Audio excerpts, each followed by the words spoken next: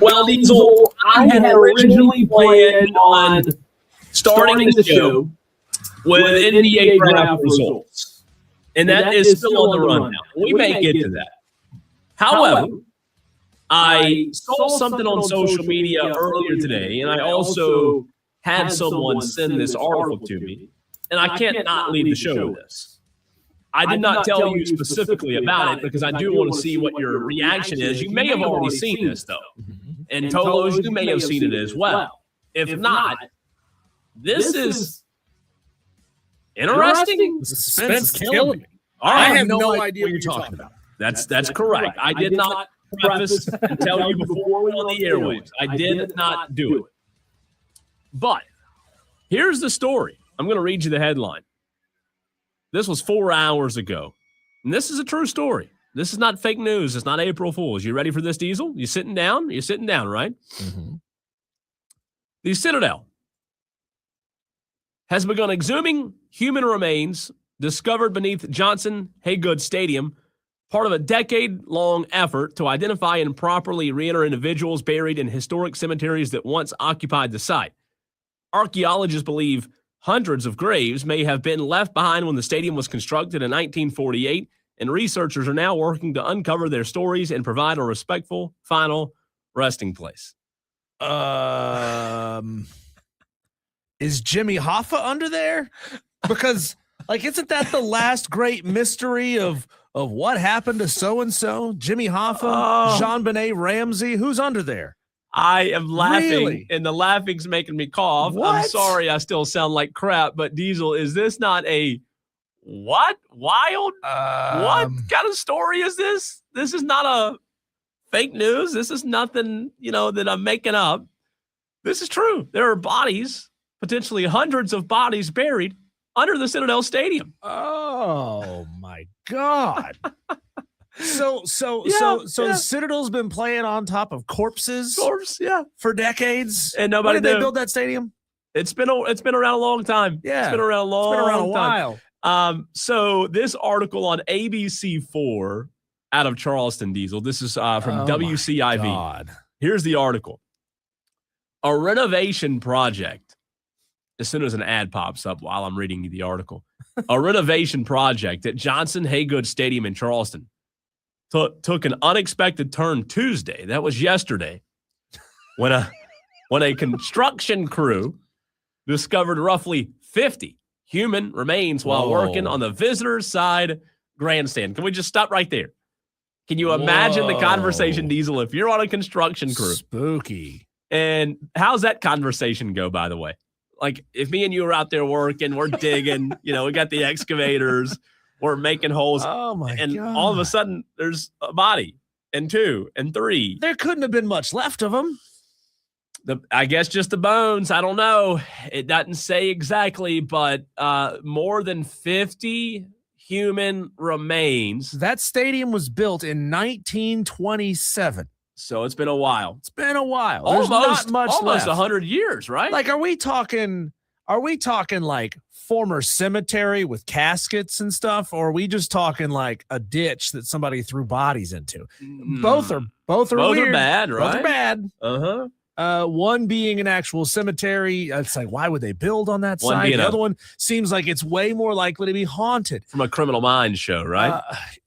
So, Diesel, Charleston city officials confirmed Tuesday that there were remains found. Both the Citadel and the city of Charleston said that they have been aware of the burial site since 2004. They didn't say anything. So I just looked this up. Okay. The Citadel's all-time home football record is 233, 152, and 3, which is pretty good. 60% home wins. Pretty good. Are you if you're an opponent who has ever lost a game to the Citadel at the Citadel, shouldn't you be now petitioning the NCAA to say, hey, they were working some voodoo on our sideline over here? They had bodies buried under Sounds the like stadium. something Ed Orgeron would do, right? I mean, maybe Brendan Sorsby's lawyer will be more likely to win that case than to get his player back into the NFL. Yeah, and officials, here's what's funny about it.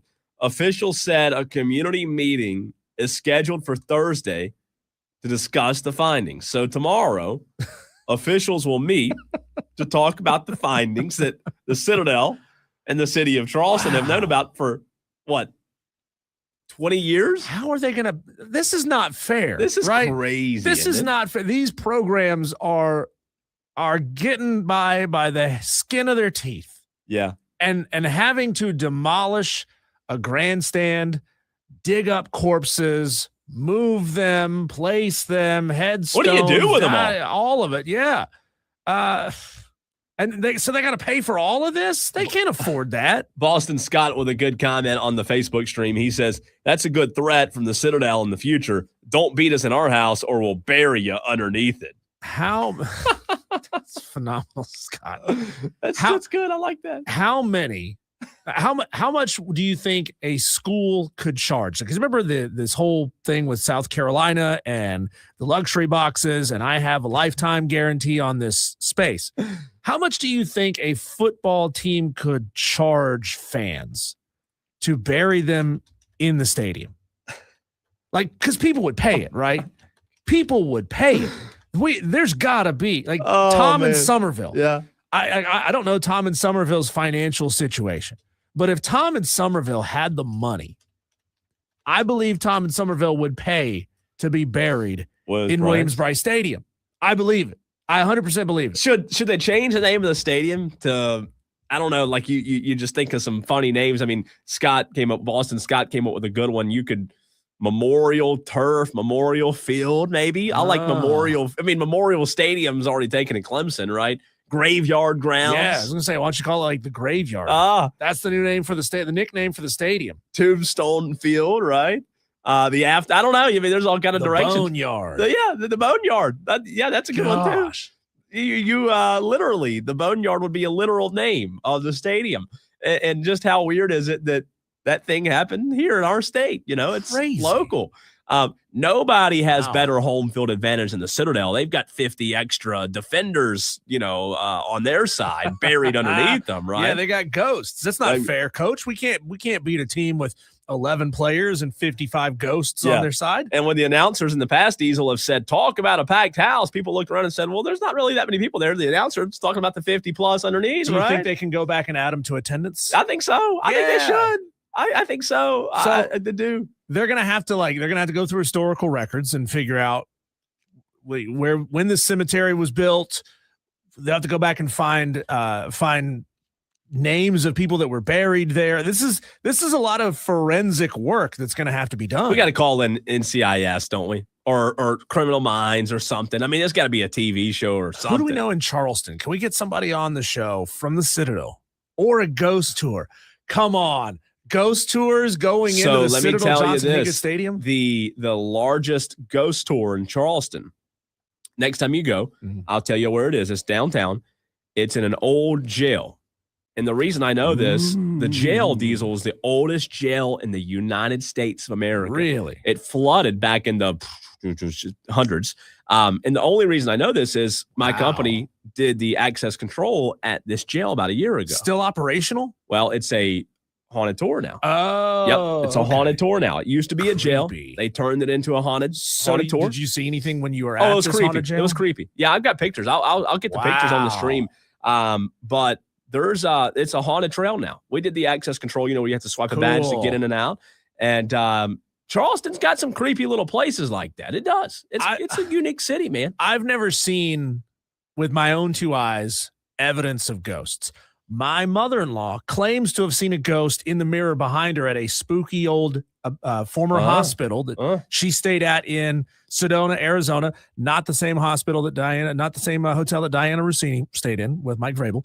But there's what looks like a ghost behind her. Do you believe in ghosts, Cole? Because I think if you believe in ghosts, if you've seen a ghost, not really, then you have like proof of the afterlife, right? Yeah. You have to be like have an assurance. I've never seen anything like we've all watched movies and TV shows. I've never seen anything that makes me believe in ghosts. So like, I think I'd lean no. Do I? What do you think our Tolos would say? I mean, I think they'd probably be, yeah. I think some of them would say yes. Every Tolo that's listening right now, just send in yes or no. Do you believe in ghosts? Rick and Greer's a ghost. 844 Dewey's a ghost. There's two I believe in right there, right? Dewey died back in the 1700s. Welcome. Here's a good one. Calling into the show. Here's a good. Welcome to the Citadel, where the stands have been packed since the 1800. What year did I say that happened? Was it nearly 50 years ago? Or no? I think the stadium was built 80 years ago. Yeah, the crowd's been here since the 1800s, maybe. You know, I mean, who knows? There's all kind of directions you could go with that if you're the announcer or radio crew. I like JB on the YouTube stream. He says the Boneyard. I like this too. The Boneyard also goes with their mascot, the Bulldogs. Yeah. So I think they should. What is the name of the stadium now is just Johnson Haygood. Johnson Haygood. Sorry, whoever that is. Whoever that is, he donated a bunch of money, right? So tell Johnson Haygood, sorry, but we've got a new name. The Boneyard. Because of the 50 people buried underneath. That is just insane. So wow. News broke this month, Diesel, that the military college plans to exhume the bodies on the south side of the stadium.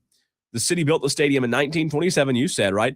Atop Tower Hill Cemetery. Listen to this. Where more than 26,000 people were estimated to have been buried since 1841. Oh, my goodness. Here's a good quote. You ready for this? Volunteer researcher Julia Bowling, Diesel, she commented on the situation, and this article comes from the Charleston City paper written by Skylar Baldwin. Listen to this. Julia said, the idea of people tailgating on top of the bodies of enslaved people next to a stadium named for a Confederate general is appalling, said Julia Bowling, who lives in the Wagner Terrace neighborhood near the Citadel. She said, they never moved the bodies. They just erased them. And every few years, more are found. So evidently there were hundreds of bodies. Okay, so this changes things. Like I thought it was like a family cemetery, not like a slave cemetery. That's very different. Yeah. It's very different. Yeah. And that part of the state, that was a big, you wouldn't, that big hub for imports. Yeah. Right. So that wouldn't surprise you. Let's see. Wow. Here's a quote from the Citadel's vice president. You ready? This is Jonathan Hoffman. We understand the deep importance of historic remains to the Charleston community and with the city. And with the city, we'll engage with broader community on this topic. We will continue to follow archaeological best practices and guidance provided by the State Historic Prevention Office and coordinate with various stakeholders throughout the project and future construction activities. So it sounds like this has been known for a long time. I think it's been known. A cemetery. I think it's been known. Why all of a sudden is it now a thing that they've got to? Well, they're doing that construction and they're just digging them up. And I guess bodies are falling out of the excavator, and it's like, hey, that body fell in front of me. I was riding down the highway, pick up a scoop and all of a sudden a femur falls out. Maybe. I don't know how that, I don't know, but you joke about that. Maybe so. I mean, if you're just finding people all of a sudden, it's weird. Unmarked graves. So Tolos, back to Diesel's question. Yeah. Do you believe in ghosts? 844-326-3663. I had not planned to open the show with this. However, I saw it just a few minutes ago and was like, yeah, we got to open the show with this. It's weird. It's strange. And it's in our state. So it's local, it's relevant, and it's kind of somewhat related to sports. Johnson Haygood, whoever that is, I don't know who that is, but they should contact him and ask him permission. What do you know? Yeah, what do you know, first of all? Johnson Haygood was I guess I should know this, Diesel. He was a former governor of the state of South Carolina. Can you believe that? Did you know that? No, I didn't know History that. buff Diesel. Do you know that? Mm-mm. He was governor in 1829. I can't believe you didn't know that. Excuse me. Yeah, I'm you should so have known adept on your governor. history. Yeah, your governor history from the 80s. But he was a United States Army officer, obviously Citadel ties. He was a commander during World War I, and obviously had some awards, distinguished service medals, that kind of stuff, and some ties to the Citadel. Now they've named the stadium after him. And look, I think you just got to take advantage of it. I don't know. Maybe it's too sensitive. Texter from the Jesus 237. Oh my God. Texter says a good bulldog would have dug up a few of those by now. Oh gosh. And that's kind of true, right? Yeah. I mean, if they were really good bulldogs, you don't smell those bones down there.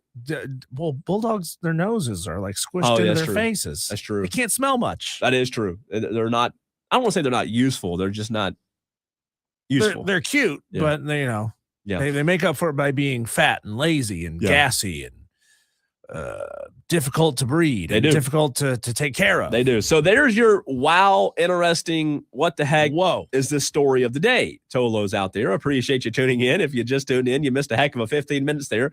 He's Diesel. I'm Cole Bryson. So good to be with you. Sorry, I'm still under the weather a little bit. But Diesel, good news is today is magazine day. Hey. I went to Barnes & Noble today. So let me tell you about this Barnes & Noble trip first, before we talk about these Phil Steele magazines. As you may know, I'm not the biggest Barnes & Noble guy. Like, I don't spend a lot of time in Barnes & Noble. You may be surprised by that, but I think I've been like once or twice in my entire life. I went today, and for somebody who's not a Barnes & Noble guy, I loved it. It was peaceful. It was quiet. What was the last book that you bought? Was it like one of those, what were those books that we used to read when we were kids that had like the golden spine? I know what you're talking about. No. I've bought some like spiritual devotional books recently, outside of like, little Bible golden books. That's what they were little called. golden books. Little golden books. I'll tell you this, outside of like Bible related books, I hadn't bought many books ever. So really, needless to say, I don't spend a ton of time in Barnes & Noble. I went today. I loved it. It was like, man, this is peaceful. I could come in here. I could sit in Barnes & Noble right here in Greenville, get some coffee, right? Starbucks is right there. Yeah. And I could sit here and read Phil Steele's College Football 2020. It was very peaceful in there. I bet it was. It was peaceful. I was like, you know what? I don't know why I was judgmental towards Barnes & Noble, but I'm a fan. I'm a fan. So you and I both now have a copy of what they call the book, The Experts Cannot Do Without. 370 plus pages. Do you want to know, Tolos, who's on the front of Phil Steele's 2026 college football preview? Uh-oh. I recognize two of those guys. Yeah, one or two in state. Now, he does different covers. It's regional, right? Regional. He prints them out regionally. Regionally based on where he's sending them. So obviously with ours being regional, we've got Sammy Brown of Clemson on the cover, Dylan Stewart of South Carolina on the cover, and then a Florida player, a Louisville player, and a Miami Hurricane. How about that? Whoa. All on the cover. So we officially are entering in, as of the 24th day of June, we are now in Phil Steele territory. We have the rest of June, the month of July, and a little bit of August before the season starts. Yep. I also bought, look at this, 2026 NFL preview, Athlon Sports. You like that? All right. Little NFL preview. You know, I love the NFL. I'm addicted to it. So we've got a little NFL. I mean, these are like those pages that just smell good, even though I can't smell much right now. But we officially, Diesel, are experts now because we have Phil Steele's magazine in our hands. You sure you don't have COVID? Because when I got COVID, I couldn't smell anything. No, I went to the doctor last night. Hold on, let me smell it. That's nice. I That's can kind of smell a a little weird, bit. like sickly. I can smell like the Who'd have thought we would talk about ghosts and we're smelling books. What's gotten into Cole and Diesel? What are they smoking before they go on the air? Don't you love the smell? Which one of a new smells book? better? This one. Phil Steele does. Phil More Steele. pages, more smell. But no, I did go to the doctor last night. For those concerned, I went to the doctor after the show. I didn't feel good. So, doc, something's wrong. I need some medicine. Did test, temperature, all this stuff. He's a whole 9 yards. You know what he came back and said? Oh, you got a cold. What? How much did you pay for this doctor visit? None. It was I mean, somebody like 100 and something. Insurance Yeah. paid for it. Yeah, $100 and something. God, don't you love doctors? What a racket. Getting So, paid $150 yeah. just to say, hey, I think you got a cold. Yeah, so he did, I took my temperature and felt, make sure I was still alive and stuff, and came back and said, you got a pretty much got a cold. So nothing I can do for you. Dan says, wow, smelling books. Might as well just burn those and inhale the smoke. No. Phil Steele's never wrong. You can't get high on this kind of information. He says on the bottom, Dan, just for your knowledge, the most accurate magazine over the last 31 years, even though last year's was kind of inaccurate. It was very inaccurate. No offense. Well, what's funny is I wonder how many times, because I've immediately flipped to my team's page. App State, and he goes on in the forecast section, and he says, I was right about 2023, 2024, and 2025. They gave me almost the exact point per game in offensive production that I said that they would. So 3 times in one paragraph, he says, I was right. I was right. I wonder how many times over the course of this magazine, Phil Steele says, I was right. I was A few accurate. times. I called it. All of those. A few times. I will say this real quick before we run to a break and get into the NBA draft. One thing I did find interesting, Diesel, about this year's edition.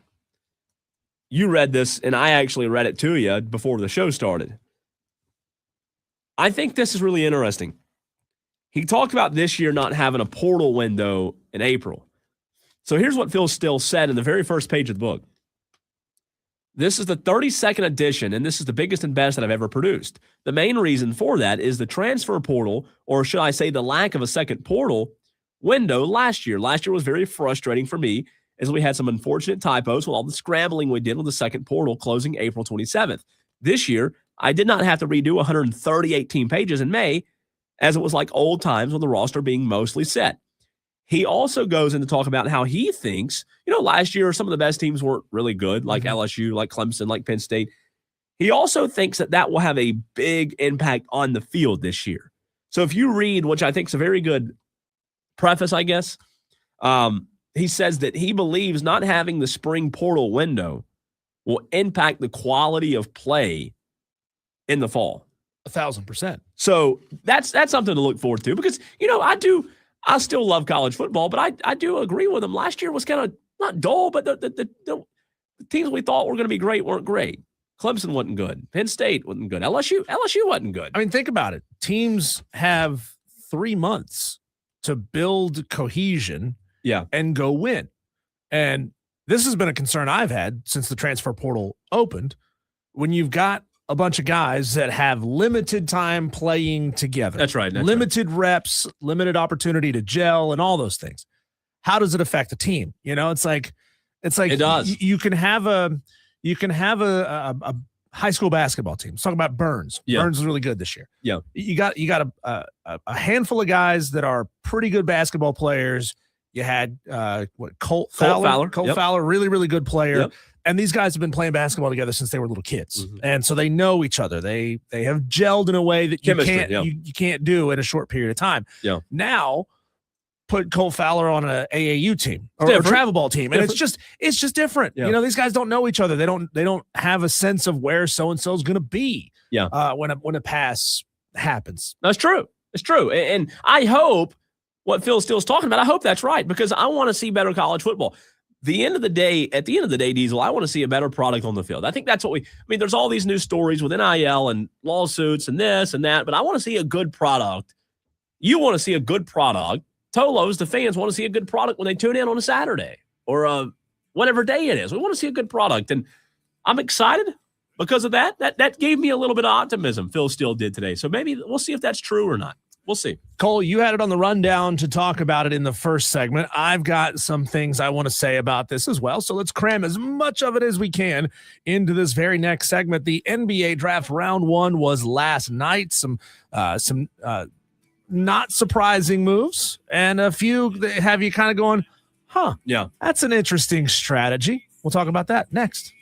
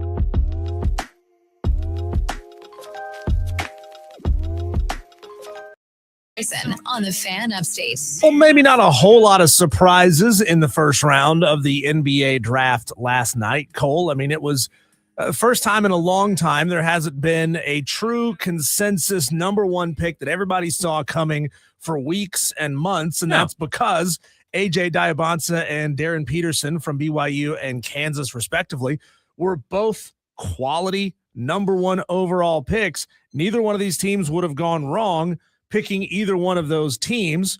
Cam Boozer probably would have been a number one overall pick in most seasons in the NBA draft, yet he goes number 3 to Memphis. Yeah, I watched last night, and I actually, for the first time in a long time, Diesel, I'll say this, I enjoyed last night's draft, not because of like the sport element. There were some really good stories that were told last night for those that watched. If you didn't, in terms of like kids growing up, facing challenges, family challenges, situations. I think ESPN did a really good job of telling those stories last night and allowing each pick, like when somebody got picked, they'd go up there and do their whole thing, and then they'd go into a room with a reporter, with a mom and the dad, and they'd do like a 2-minute interview. And it was really cool.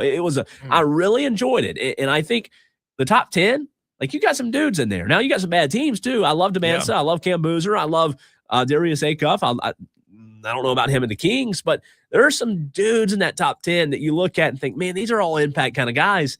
I love what the Chicago Bulls did, though. And I know we'll get into that in a second, but I thought there were some really interesting moves last night. I hate what the Chicago Bulls did. Not because of the player that they took. Caleb Wilson is an amazing player.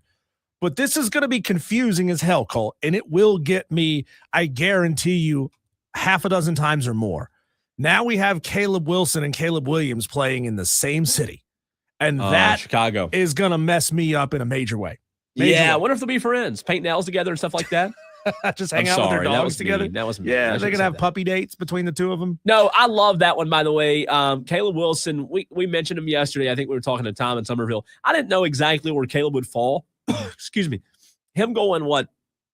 Was it 4? 4 to Bulls. I thought that was a good spot. And you look at this Bulls team, what they did in the first round, the second round tonight, with him and Dalen Swain out of Texas.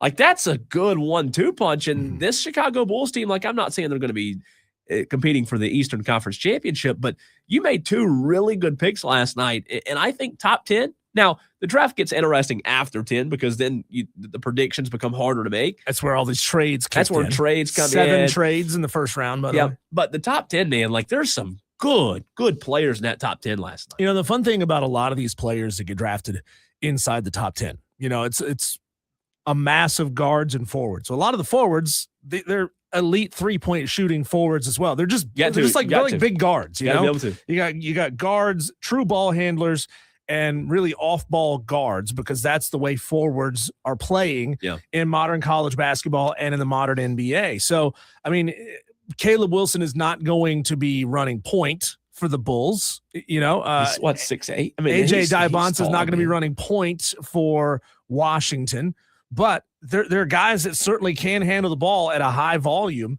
and shoot at a high volume. So, you know, it's fun to say, like, oh, this is a forward. No, it's really just a shooting. It's just like a big shooting guard. Well, you know, what's interesting about Caleb Wilson for a guy like that in this forward position, because he's listed as a forward as well, he's 6'10".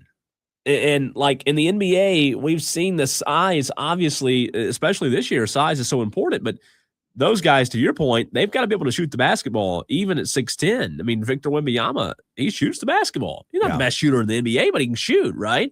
And Caleb Wilson, man, he's, I think, probably the most athletic front court player that got drafted last night. I'm not saying he is the best player, but I think when you look at ceiling of all these other players, I think Caleb Wilson has a very, very high ceiling. I don't like Golden State, but I do. I saw that pick at 10 or 11 with the Axel Lindenborg out of Michigan going to Golden State. I think that's a great pick by Golden State. And then the biggest takeaway last night, Diesel, is Michigan. It's like Ohio State in the football draft. Right. Michigan basketball players, 3 lotteries.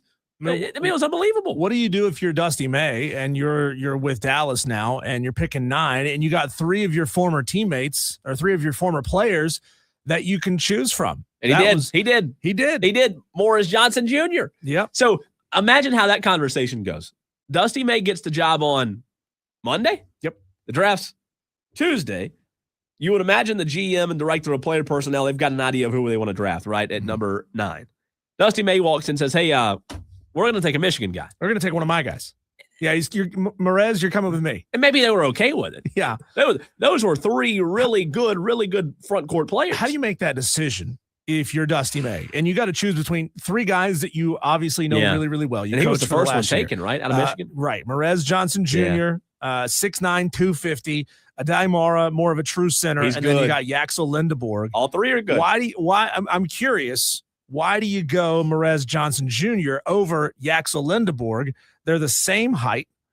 Merez is about 10 pounds heavier, but Yaxel average more points a game. Yeah. Similar rebounding numbers, slightly better 3-point shooter is Yaxel, and he's a better free throw shooter. I wonder why Merez Johnson was a choice. I think it was defense for Merez Johnson. I do. Now, his offensive numbers, you mentioned a few of them there. They're not like the greatest. But they're also like a couple of points apart. Like there's not a great degree of separation between the two. His scoring's limited. But I think when you look at him, he's an NBA ready kind of guy. Mm-hmm. And he helped Michigan tremendously during that championship run. His offensive value, like I say limited when it comes to finishing plays. I think that's where it's limited. He's still kind of developing a 3-point shot, 3-point range, which you're going to have to do in the NBA. Like I said, you got to be able to do it. But he's a tough big man. He's just tough. And his defense, I think that's what Michigan kind of held their hat on in that championship run.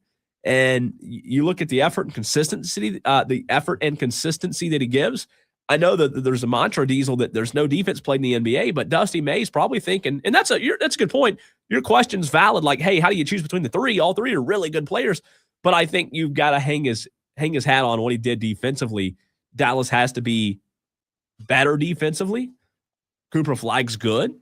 Kyrie, how long is he going to be there? He's not the best defender in the world, so you got to have some dudes who can defend. If you're Dusty May in Dallas, I think last night's draft was intriguing on that note and for a lot of other reasons as well. Cole, what do you think of how the Charlotte Hornets drafted, where they went with their picks? They had the number 14 pick where they took Hans Steinbach from Washington, a 6'11", 220-pound, listed as a forward, but he's a big forward, right? Not enormous. He's not really a great scorer, but he is a monster on the glass. Led the country last year with 11.8 rebounds per game. He's dependable. He's strong. He's going to be giving his team some extra opportunities to score. Would it have been your choice to go with an East Coast unknown like Hans Steinbach? Well, I've got to give Charles Lee the benefit of the doubt here for Charlotte. Let me tell you why. You've seen a major shift in college basketball and NBA towards these international players. And were there other good players out there? There were. But this is the best rebounder in the draft, statistically. Yeah. And he led the country with 11.8 boards per game last season.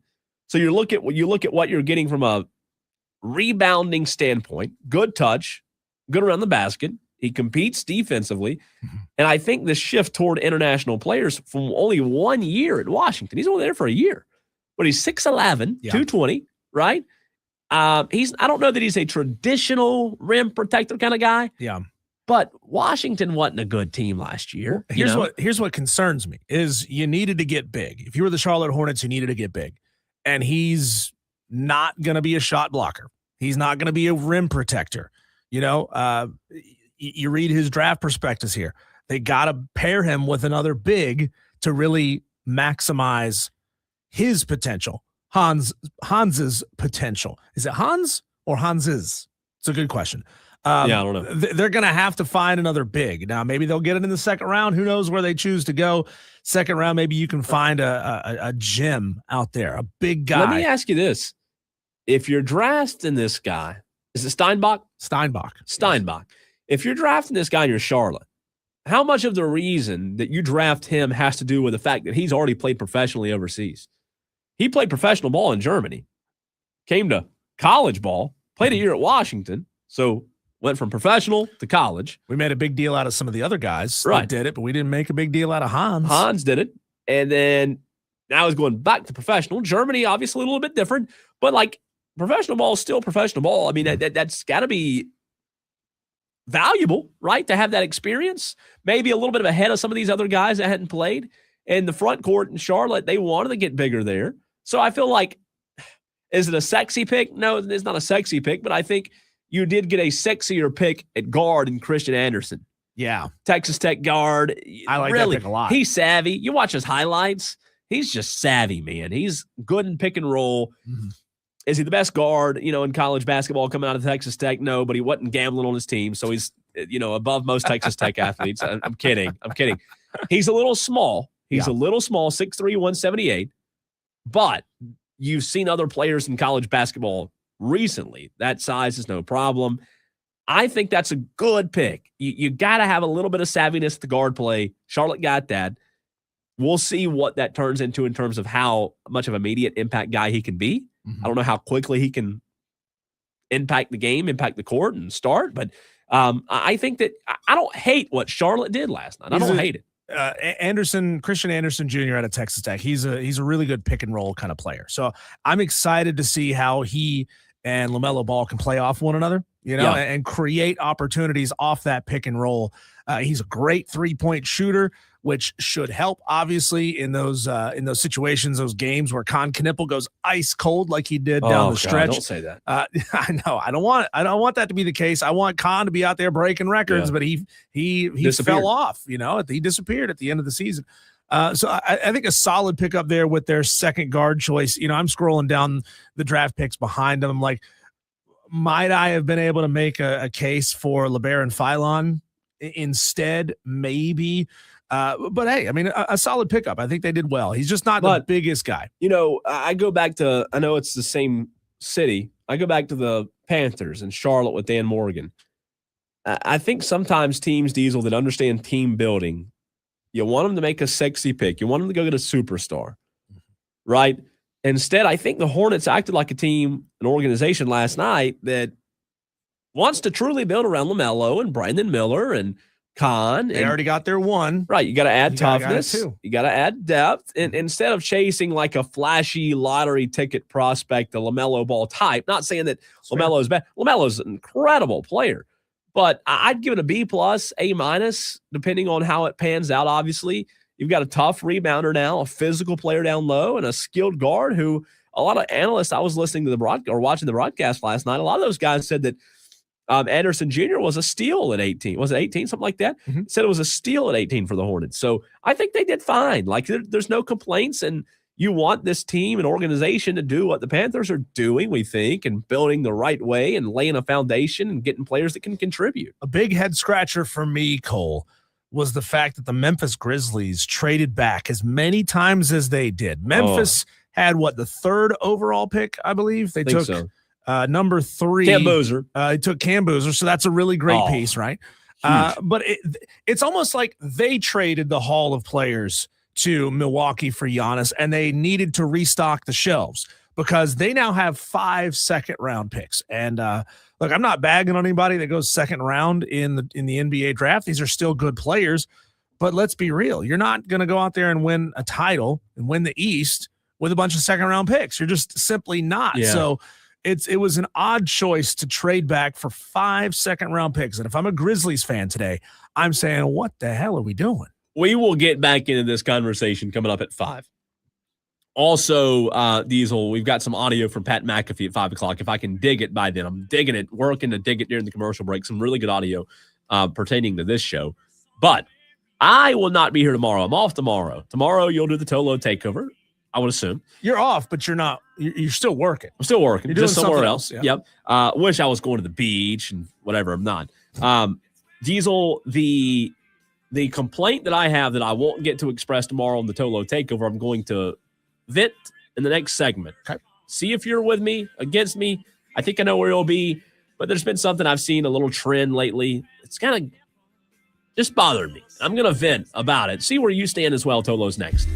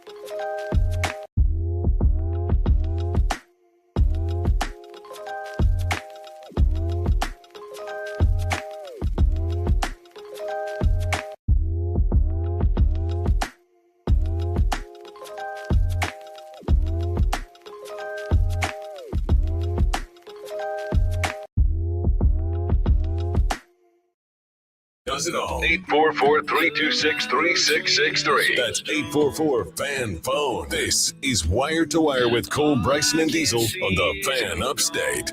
Well, you know, Diesel, I'm big on like these reels and TikToks and things like that, so I watch a lot of video content, right? Mm-hmm. There's something that's kind of been rubbing me the wrong way lately, and I want to see where you stand, if you agree or disagree with me on this. But there are people out there that have become popular and viral on their own channels, especially when it pertains to rating and judging food at local restaurants, right? Yep. A food reviewer. Foodies. They gain popularity. They do these food reviews. And, you know, like there are a lot of good ones out there. Like Big Dave Eats. He has a show on this on one of our stations here in the building. And I love Big Dave Eats' channel. I think he's one of the best, if not the best. Good guy, too. Records all the stuff right here next to us. But there are some that kind of rub me the wrong way. There's this one in particular. I'm not going to give her name. I will say it's a her. There's one in particular. I'm not going to give her name. She's a local. And I doubt she'll hear this. If she does, it doesn't bother me. But, you know, you become popular on social media and you start reviewing these restaurants. Mm-hmm. And you have a big voice and a big platform because of your popularity. People want to know what your opinion is. And we're talking about the opinion of one person. Sure. Right? One person. So they go to this restaurant. And I'm not saying every review should be positive. I'm not saying that. But there's just not just this one person. There are a lot of these foodies out there that are they lean more negative toward local restaurants than they do positive. And I have a problem with it. I'm not saying we have the best restaurants in the United States of America and every restaurant here is great. Because Greenville and Spartanburg, the upstate does have some good restaurants. Good restaurants. Very good ones. And like, for example, this one in particular, she went to a very popular restaurant the other night that like you can't get in on Friday nights. And it was Golden Corral? No, good guess. And it was just very negative. Like, okay. Oh, this isn't good, that isn't good. And my problem is, you know, these people have a phone and credit to them for building a channel. Mm-hmm. But I don't value your opinion just because you know how to get followers. I don't value your opinion on food. So when you go and hurt somebody's business that they've worked hard to establish, it rubs me the wrong way. Am I overthinking that? I mean, being a little too dramatic about that. I mean, this is just the newest version of Yelpers, right? That's what Yelpers used to do. There was a whole South Park episode where Cartman becomes a Yelper and he goes to restaurants and makes sure he tells them in advance that he is a Yelper so that they will go above and beyond and kiss his rear end and give him everything for free. And this expectation that they're going to go above and beyond for you just because you're an online personality that has some level of clout. You're right. It's I want people to be honest. Be honest and be fair with your review. Now, if that turns to being intentionally nasty about the restaurant, if your French fries came out a little undercooked and you say that, you know, you could get dysentery if you eat at this restaurant, that's obviously a stretch. That's a fabrication or a conflation of what you actually experienced. And a lot of these people get it to go and they go sit in their car and do it in their car. And you know as well as I do, Diesel, things aren't as good to go. It's never as good as when you eat it fresh, you know, as soon as it comes out of the fryer. I have to tell my wife that all the time. It's never as good. She wants to take stuff to go. I'm like, no, I want to eat it. If I'm going to pay a lot for a meal, I want to eat it right there. Eat it then and there. It's the best it's going to be. Way right better. And, you know, look, people who like build followings on social media, it's hard, credit to them. But like my biggest thing with these foodies is, why should I value your opinion? Who are you? You got popular on social media and TikTok, and now you're hurting people's businesses because you're talking about how the fries are cold. Well, you got them to go. Of course the fries are cold. And maybe also part of it for me is I know how hard it is, especially in the restaurant business. I've never owned a restaurant, but I've worked in the restaurant industry. The restaurant industry is hard. It is, especially in today's day and age with reviews and all that. It's so hard. And I know how hard business is in general. And people work hard to build a business. And then you have somebody come in with a camera and a phone, and they give their opinion. And maybe it hurts that. It rubs me the wrong way because that person did nothing to deserve having an opinion worthy of hurting your business. But they're popular on social media, so they do. Yeah, I wish people would see that and say, you know what, let me go find out for myself. Like this, Yeah. There you go. maybe this reviewer legitimately had a bad experience. You Yeah. know, you order something, it comes out happens. undercooked or overcooked, or there's something wrong with it, or the restaurant's having an off night. Look, I don't necessarily want to excuse a restaurant for having off nights sometimes, because it is your job as a restaurant to be on every night. It is. Right? It is. But also, I operate under the understanding that if I'm going to like a regular casual dining restaurant, my expectations are not the same as if I was going to a Michelin 5-star. If I'm going to a Michelin 5-star, I know, not that I've gone to those kind of restaurants, but I go under the belief that my meal is going to be incredible. Like, it's going to be items that I can't normally get, cooked perfectly every single time, because you've got the best chefs in your town cooking those meals Consistently, for you. they're cooking it every time. But if I'm going to like and I'm not trying to throw shade, but like if I'm going to a Chili's or an Applebee's, like I'm like, okay, I'm not paying that much for my meal, and I understand that it may not be perfect. And it's probably somebody different cooking every day, every shift. So the consistency, it's look, I'm not like taking up for every restaurant. There are a lot of bad restaurants out there, but at the same time, the restaurant business, I think, is the most difficult in today's day and age because of finding help, first of all, the way social media is and how one bad review can hurt your restaurant. True. From a person who has no business leaving reviews in the first place. Who is this person? So I don't know. I think sometimes it rubs me the wrong way. I like the ones who are not saying always be positive, but like you said, how about go and try it for yourself? And if you don't like it, great. But my whole thing is posting on social media about it. I don't know that it accomplishes as much as you think. Maybe you have to vent and get it out there. But I think it hurts local businesses more than people realize. There's also an air of self-importance. Like, I'm somebody that's got 5,000 followers or 10,000 followers. I have a refined palate. Before you started doing this, you were working at, you were working at Staples. Shop, right. Yeah. Like, what is that? Does that mean you're an expert at the way things? That's my whole point. So it rubs me the wrong way a little bit. When we come back, Cole, there are two stories that we have been following that have, maybe come to a conclusion. At least one of them has, I know for sure. One of them's still up in the air. Brendan Sorsby, his agents have sent out more letters to the public, more opportunities or more attempts to get the public sentiment against the NFL. And the latest on the New York City trash lady, the lady that dumped out the trash can on the street so that she could take the trash can home. There's a end to that story. That's coming up next.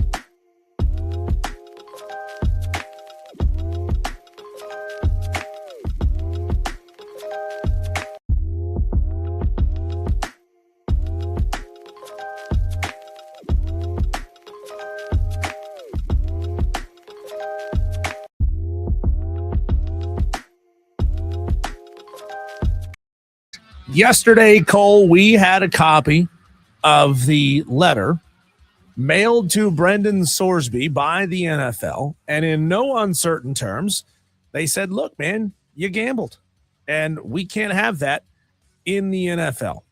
And therefore, we are not going to hold a supplemental draft just for you. Yeah. Brendan Sorsby, the only player that was entering the supplemental draft this year. We are not going to reward you by giving you a place in the NFL, because being an NFL player is a privilege.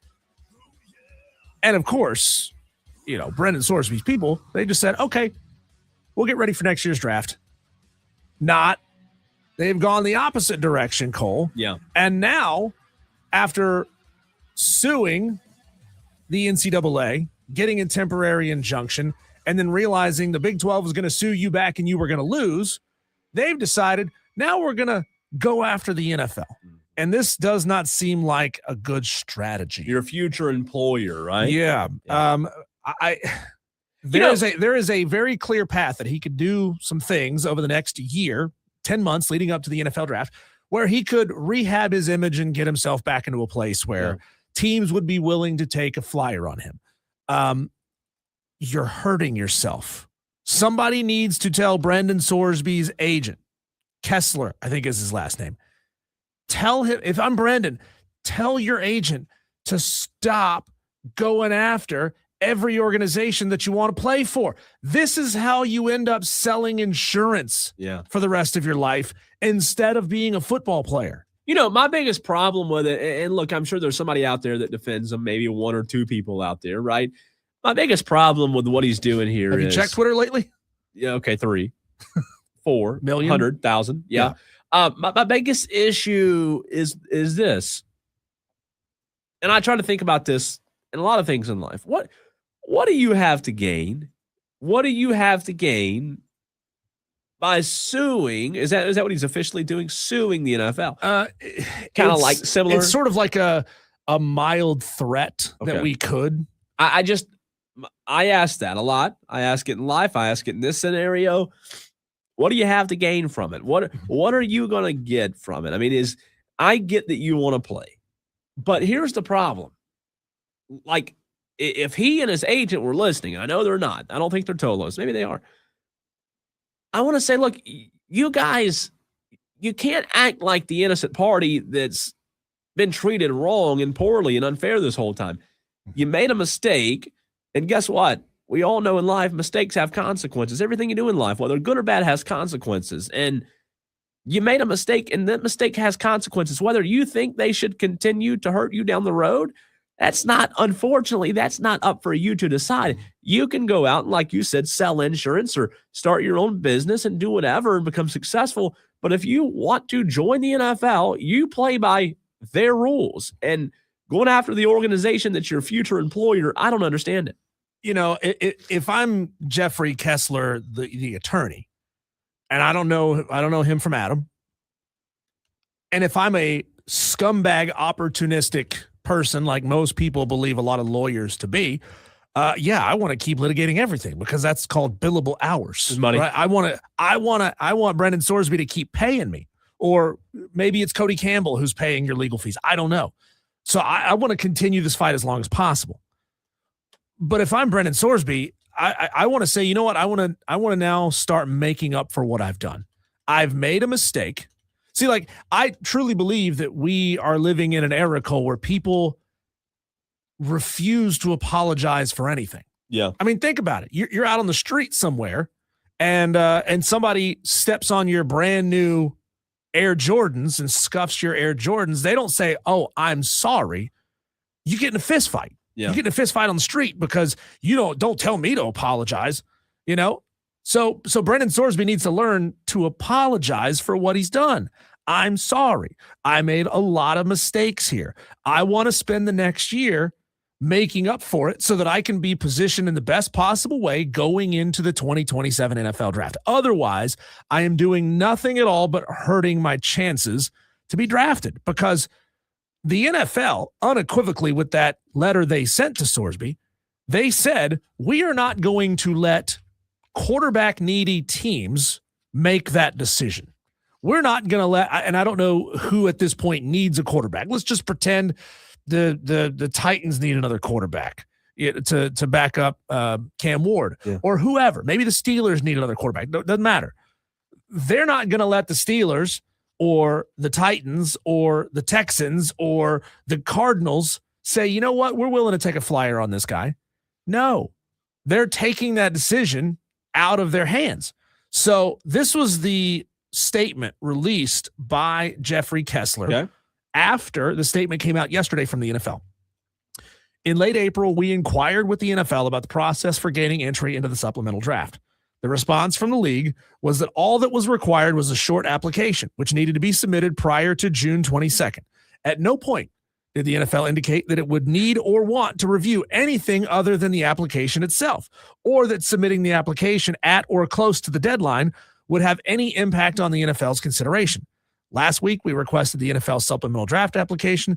The application asked for basic biographical information, responses to 4 yes or no questions, and included a small space for Mr. Sorsby to state, why are you applying for the 2026 supplemental draft? It did not provide an opportunity or ask that Mr. Sorsby submit any additional documentation or information. Mr. Sorsby fully completed the application and submitted it to the NFL within hours of receiving it, yada, yada, yada.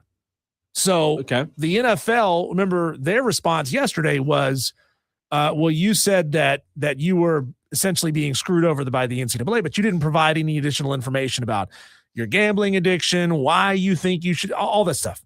So the NFL claimed you didn't go above and beyond, right? Which is true. It's almost like they're saying you didn't do more than the minimum, and the attorney, Kessler, is saying, well, all we were asked to do was the minimum. And now they're mad at us for not going above and beyond. You know, just out of curiosity, while you were talking about that, I grabbed the Phil Steele College Football magazine that you and I just both got today. And I said, you know what? I'm curious. I said, let me flip to Texas Tech. Speaking of Brendan Sorsby, you and I were looking at the magazine before we came on the air, and we'll spend a lot of time over the next month and a half with segment and content out of this magazine. But the 2026 projected starting lineup, according to Phil Steele's magazine, quarterback, Brendan Sorsby. Hey. He'll have to make an adjustment there. Oh, and typo. You know, also in his forecast, Diesel, he says Sorsby, if eligible, he does put that, will be surrounded by talent, and they would be as potent as last year. It still feels like if he's not eligible, this will be a strong offense with Hammond at quarterback, and the surrounding talent may be a notch below last year. A lot of his analysis obviously surrounded by the 6'3", 235-pound quarterback being eligible. But, you know, going back to the point about the attorney's statement that you read, I think that you did bring up a very interesting point that we have to remember. Of course, just like in any instance, in any case, in any lawsuit, of course, the attorney is going to be an attorney. There's no surprise by that. Sure. I just wish, and I think this is where people start having various opinions, and their opinions start varying a little bit. I wish Sorsby, instead of acting as a victim, I wish he would be proactive in what you said, helping his image. And it's not all about image. Image sometimes is portrayed by, you know, what people think about somebody, and what maybe sometimes what people think about somebody isn't truly what they believe, and it's not truly who they are. My point is, I wish Brendan Sorsby cared less about lawsuits and more about doing the right thing. And maybe he is making strides to get better when it comes to the gambling help that he needed. But here's the problem with what's going on now. The problem with what's going on now is, with all this lawsuit conversation, the focus is not on Brendan Sorsby getting better. The focus is on these lawsuits and him attacking his future employer. That's the problem here. Well, look, there's a massive trust issue. The NCAA doesn't trust him. The Big 12 doesn't trust him. Texas Tech trusts him. The fans trust him, but nobody else trusts him. The NFL doesn't trust him. Roger Goodell doesn't trust him. He's got to build that trust back with us, with the fans, because the fans are the ones who are all over him, all over social media, and will not let this thing go. Yeah. So he needs to make a public show of getting better and overcoming this and trying to help other student athletes who are dealing with potential gambling addictions just like him. Look, this is America, man. We love second chances. We love giving people the opportunity to come back and undo and make up for their mistakes. Think about it. I mean, how many big time players and celebrities have made terrible decisions and they've come back and became beloved again? He should spend the next year, and this is not my idea. I heard this on radio early today. He should spend the next year loudly advocating for gambling addiction help. I mean, all over social media, because then, Cole, it doesn't really take a whole lot of content produced around this for people to say, oh, yeah, he made some bad mistakes, but look at him. He's trying to make up for it. I appreciate that out of him, because I know somebody who was an addict who did bad things when they were addicted. And like I wanted them to be able to make up for it. So Brendan, do that. Rehab your public image loudly and publicly for the next year. Say, you know what? I made a mistake. I'm going to take time away from football, because I don't know about you, Cole, but a 35-day inpatient program doesn't really feel like enough. And I don't trust, especially if I'm an NFL agent or just you and me doing this show, I don't trust that that's enough. That feels like the court mandated minimum, and that's all he's going to do. And he's going to stay behind, his attorney and official statements and not be out there in front of the public. And he could fix this so easily, but he doesn't want to. He still is fighting to get over on the system, fighting the rather wrong than fight. right. He's fighting the wrong fight. And I do have a question when it comes to the NFL organizations, Diesel. Kind of tailing off of what you just said there. Does Brendan Sorsby, when it comes to taking the path of A, doing what you said, rehabbing his public image, or B, putting his head down, going quiet, focusing on football, staying out of the news, if you're an NFL organization, if you're a GM, an owner, director of player personnel, coach, whatever it is, would you prefer, because you and I are talking about it, that's one thing. You and I discussing it's one thing. What is the NFL teams? And this is part of it as well. And I'm not saying don't do the right thing. I'm saying if you're him, you need to be aware of what NFL organizations want you to do. Do they want you to be public about gambling for the next 10 months, or do they want you to put your head down, go to work, train, get better, perfect your craft, get better at football? I don't know. I'm not an NFL GM. Here's what I would say to that. Brendan, don't do things because other people want you to do them. Do what you feel is the right thing to do. And I agree with that. Because then it feels like it's more gaming the system. No, well, I hired a consultant, and a consultant talked to these ex-GMs, and these ex-GMs said that, But what if the right thing to him is fighting all these lawsuits? What if that's the right thing to him? Then you're telling him, Diesel, do whatever you feel your heart desires. I'm not saying that's not a good idea, but I'm saying having wise counsel sometimes is important. Having wise guidance. And again, I want to be very clear. Doing the right thing, I wish I would have done the right thing every instance in my life.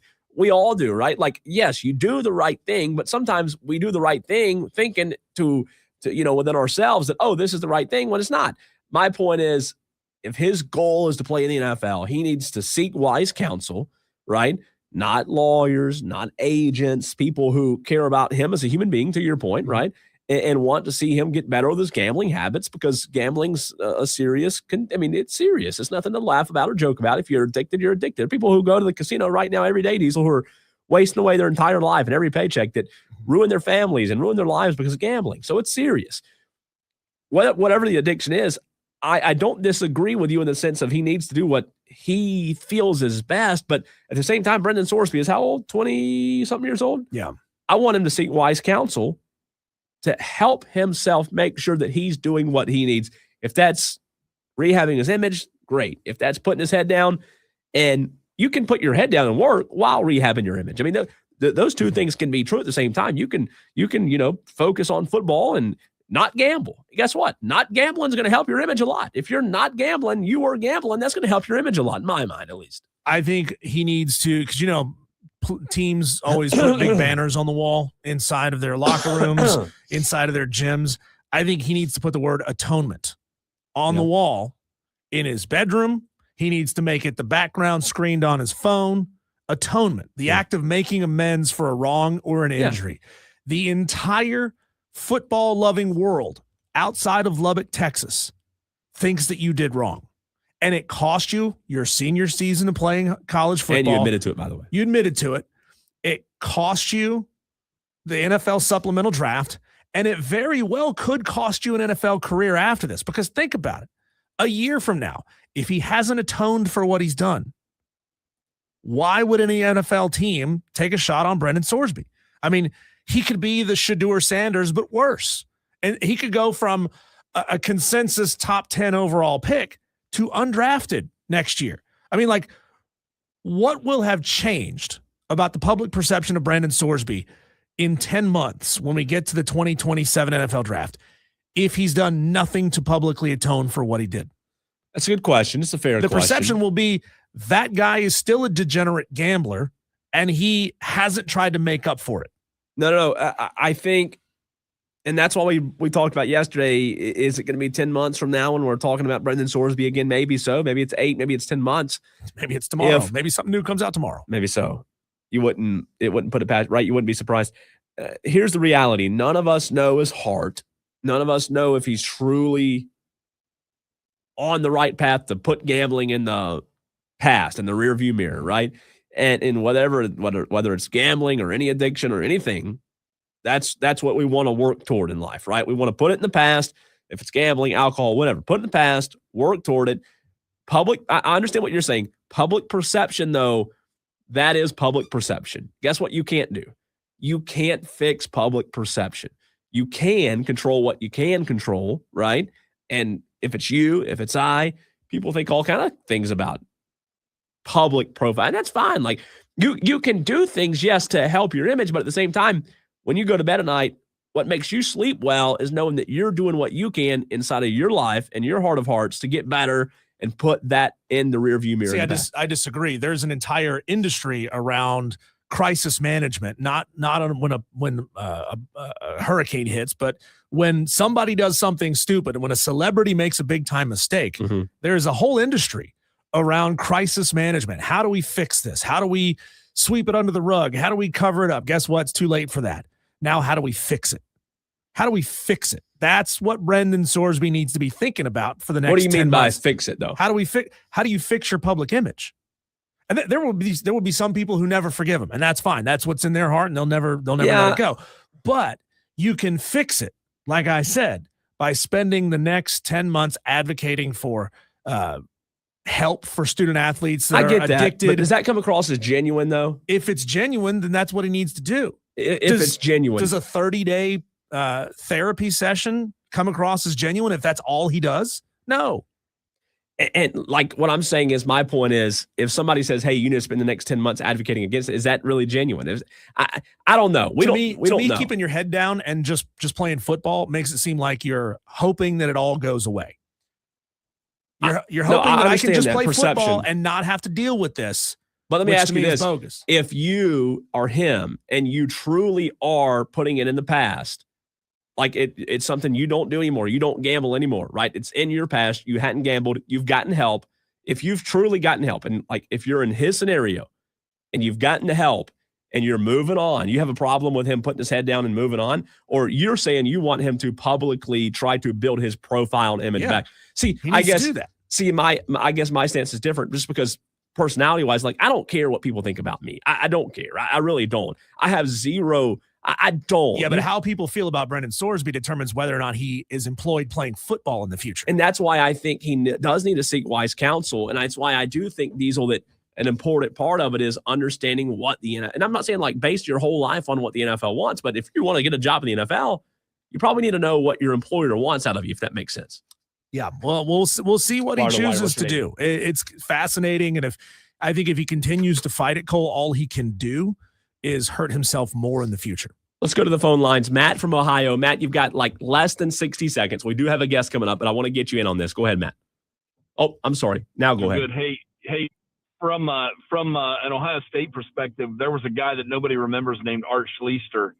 Art Schlichter was a very promising quarterback, was very well known.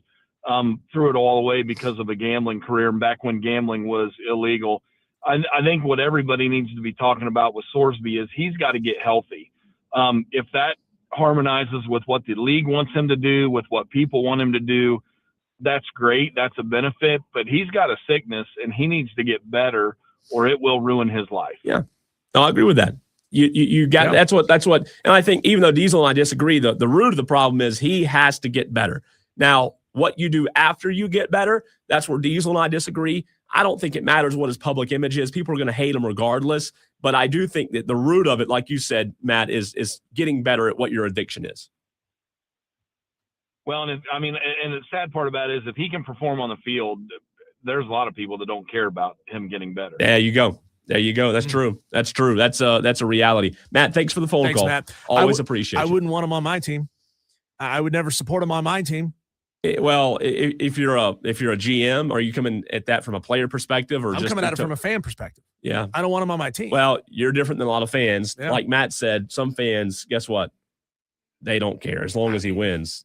They don't care. Call me moral Laurel if you want to, but I won't support known gamblers. I won't support players who beat their wives and their girlfriends. I won't support it. I won't do it. Diesel, let's talk Gamecock recruiting. Shane Beamer on a little bit of a heater lately. Wes Mitchell, Gamecock Central next.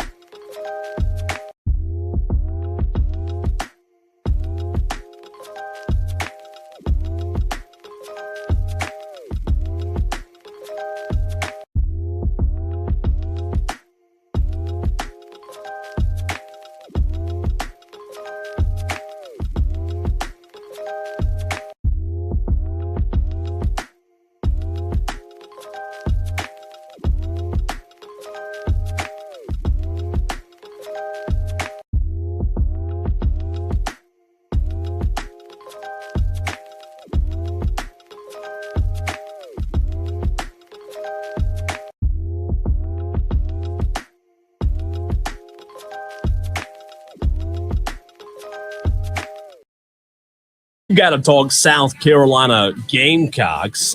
Shane Beamer and company have been hot on the recruiting trail, even flipping a couple of guys here recently. We're joined by Wes Mitchell, Gamecock Central. Always appreciate your time, Wes. Thanks for joining Diesel and I this afternoon. I want to know a big picture question to start things, Wes. When you look at what Shane Beamer does on the recruiting trail, we know that there's a little bit of pressure on him after the year he had last year. How do you equate off-season success, off-season wins to during season wins during the fall? How do you balance that? How does an AD balance that? Because obviously winning in the fall, winning on Saturdays is what matters, but Shane Beamer obviously can't be told he can't recruit, I guess is what I'm getting at. How do you balance the two, if that question makes sense, Wes?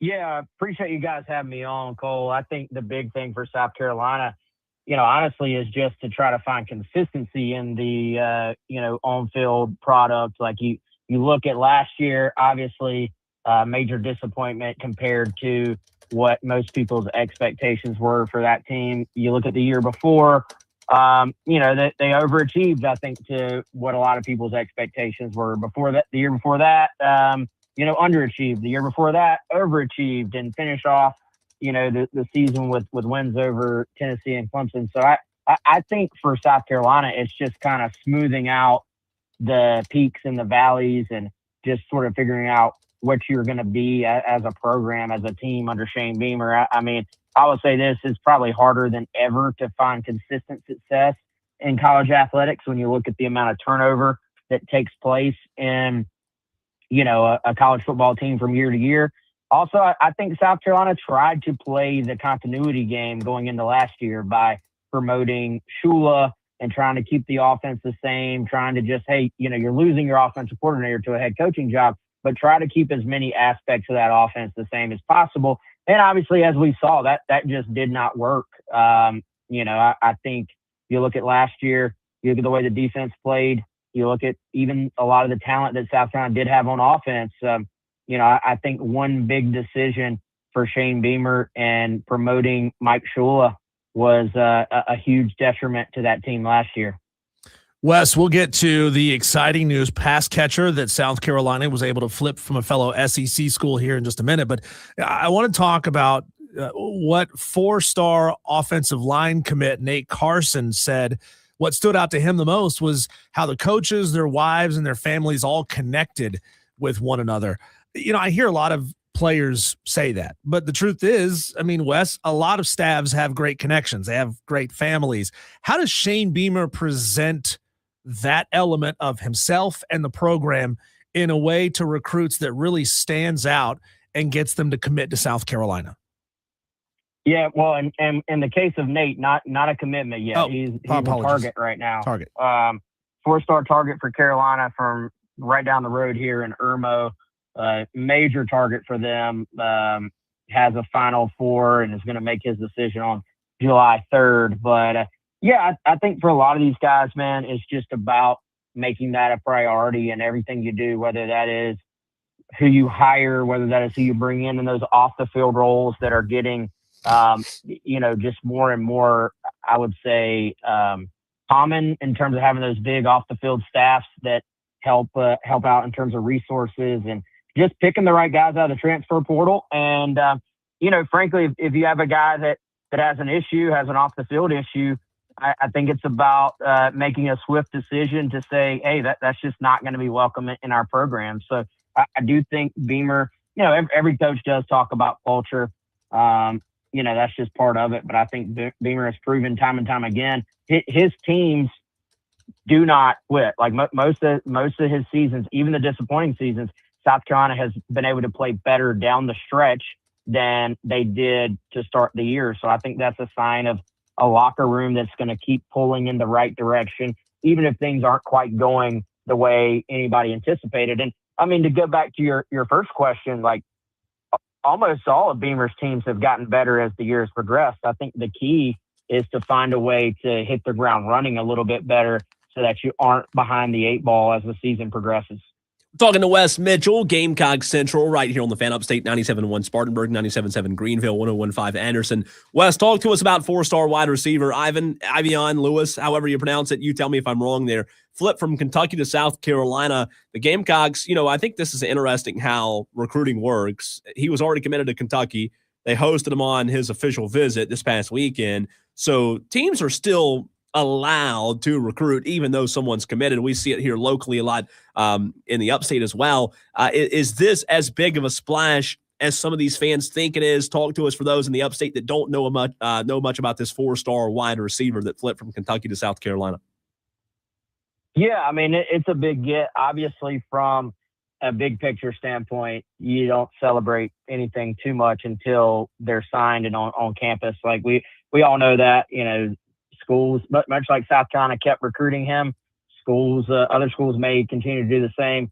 Other schools are going to keep recruiting other guys on your commit list. So yeah. I certainly understand fans, especially when it comes to high school recruiting, man, that just say, hey, wake me up when they're on campus. And so I think there is an element of that to an extent, but hey, if you're not going to get them on your campus unless you get them committed in the first place. Yeah. So I think you'd much rather have that guy on your commit list as opposed to off of it. This is a kid who's 6'2", 6'3", probably is like that prototypical traditional X wide receiver who has some size to him, but also has some wiggle, catch radius, ball skills, some juice after the catch. Kind of what I would call a complete wide receiver, and is someone that was on campus for Carolina a few weeks ago with his team for their 7-on-7. I was out there watching him play, and to me, it kind of felt like watching the way he looked out there, as impressive as he was, maybe even, and I wasn't told this specifically, but maybe even South Carolina said, like, man, we got to do everything we can to get this kid the way he looks, like seeing him up close and watching how dominant he was at that camp setting. So I think I know they're really happy to have him.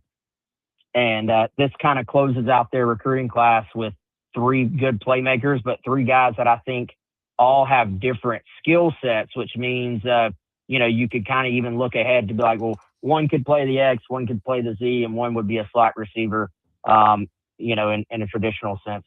Wes, to sort of mirror that the opposite direction, if you're getting guys to flip to you, you're also having to fight off other guys from flipping away from you. Can you give us a sense of any players that Shane Beamer and co might be a little nervous, are interested or looking elsewhere, and what kind of full court press are they doing to keep them with South Carolina? Yeah, they've actually already lost a couple of guys. There's a kid that was committed to him for quite some time, and Jernard Albright, 4-star safety, and he flipped. Just to give you an idea he flipped from South Carolina to Florida State on June 7th, had been committed to South Carolina since, I think, Christmas of last year, and then but was back on campus a couple weeks ago with his 7-on-7 team, and got to see the South Carolina staff then. So I think he's your perfect example. Even if you have a guy committed early on, you almost got to recruit them as if they are uncommitted. Going through the list right now, I don't know if there's anybody on there that stands out. Like I said, they've already lost a couple of guys. So you look at Amari Fountain, who was a very early commit to South Carolina. He flipped to Florida, 4-star kid too. So, they've had their share of dealing with it on one side of it, and dealing with it on the other, so to speak. Wes, one of our Tolos, one of our listeners, gets in and asks the question. This comes from Kevin. He says, Wes, do you think DJ Black is going to be as special as I do this season? Talking about the transfer wide receiver. Yeah, I think he's going to probably play a bigger role than maybe people thought when South Carolina landed him. That's a guy that the staff has been high on. There was obviously familiarity there because he started his career at Carolina as a walk-on, an upstate kid who, anybody that breaks Debo Samuel's high school records that grabs my attention. He just was, frankly raw as a wide receiver when he first got to college. So he's bounced around, spent some time at Limestone, spent some time, down at UCF. And, I'm curious to see. I'll be honest. I think he's going to be on the field in that rotation. I think the next question for DJ is, can he break into that starting rotation? Like, I think he'll be in that conversation. He'll be on the field, but there's going to be a lot of competition at that position. So that's one of those things where I'm not too comfortable necessarily saying, other than Nick Harbor, like he's going to be on the field, obviously. Those other guys are going to be fighting it out for playing time quite a bit. So whoever performs best coming up in August, I think will probably be on the field with Nick Harbor. Talking to Wes Mitchell of Gamecock Central. Wes, Cole walked in earlier today bearing gifts. He brought me the brand new 2026 Phil Steele magazine. And I always love looking at the position group rankings and the position group prospectus from Phil Steele rather than looking at individual players. So looking at it from that sense, what position group so far in this 2027 class do you now have the most faith in going forward into that 2027, 8, 9 season? Well, I'll tell you, first and foremost, the position group for South Carolina for this season, they should feel best about is defensive tackle. You know, the interior on the defensive line. Just from a team standpoint, they probably have way more depth than I think any of us thought that they were going to have going into the spring. Just young guys stepping up, older guys stepping up and taking on bigger roles. Like that's probably the strength of the current team right now in terms of South Carolina. I think you know, if you look at the recruiting class, and you know, I would say the I guess cherry of the class, like the top of the class guy, is John Archer, who also plays defensive line, 4-star guy.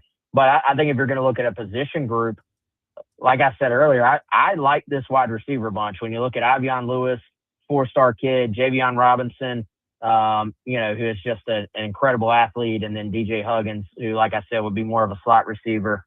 You know, that's 3 guys that, regardless of how high each one is ranked, that South Carolina really liked and focused in on and made a priority. So I do like that trio of receivers from a recruiting standpoint. Wes, whether it's Clayton Lee, offensive tackle that committed to South Carolina recently, who chose Carolina over Virginia Tech, UCF, and NC State, or any of these other 27 guys, if you're a Gamecock fan in the upstate listening, obviously your focus, excitement's on this season, hoping South Carolina has a big year here in 2026. But who stands out to you as the guy that fans should be most excited about in that 27 class? Yeah, I'll tell you, you know, other than John Archer, I'll give you another one. I'll say Braden Tyson, the 4-star running back. This kid was just hyper productive at the high school level. You know, you go back, especially, so he's a rising senior right now, but you go back to his sophomore year, you're talking about a guy who his team, his offense just basically said, hey, you're our guy. We're going to have to, you're going to have to carry us to where we're going. And he rushed for 2,123 yards and 26 touchdowns, averaged over 10 yards a carry as a sophomore playing at a high level of Georgia football. So had over 50 offers to his name. His dad played at Georgia, and DeAndre Tyson. So you're talking about a guy with some SEC and some NFL bloodlines there. So I think that's someone that South Carolina was really, really happy to get. And you know, obviously to tie it in with the upstate, they, you know, Trey Segarra going to LSU, and I think South Carolina will continue to recruit him too. But having a guy like Braden Tyson in the fold for Carolina, a 4-star running back in his own right, I think is helpful, considering that Segarra did not stay in state. Wes, it looks like the South Carolina video content creation crew is working hard right now. Obviously, the video they put out yesterday has you know, Twitter trending. They just put out one about 20 minutes ago, so I don't know if you had a chance to see this yet.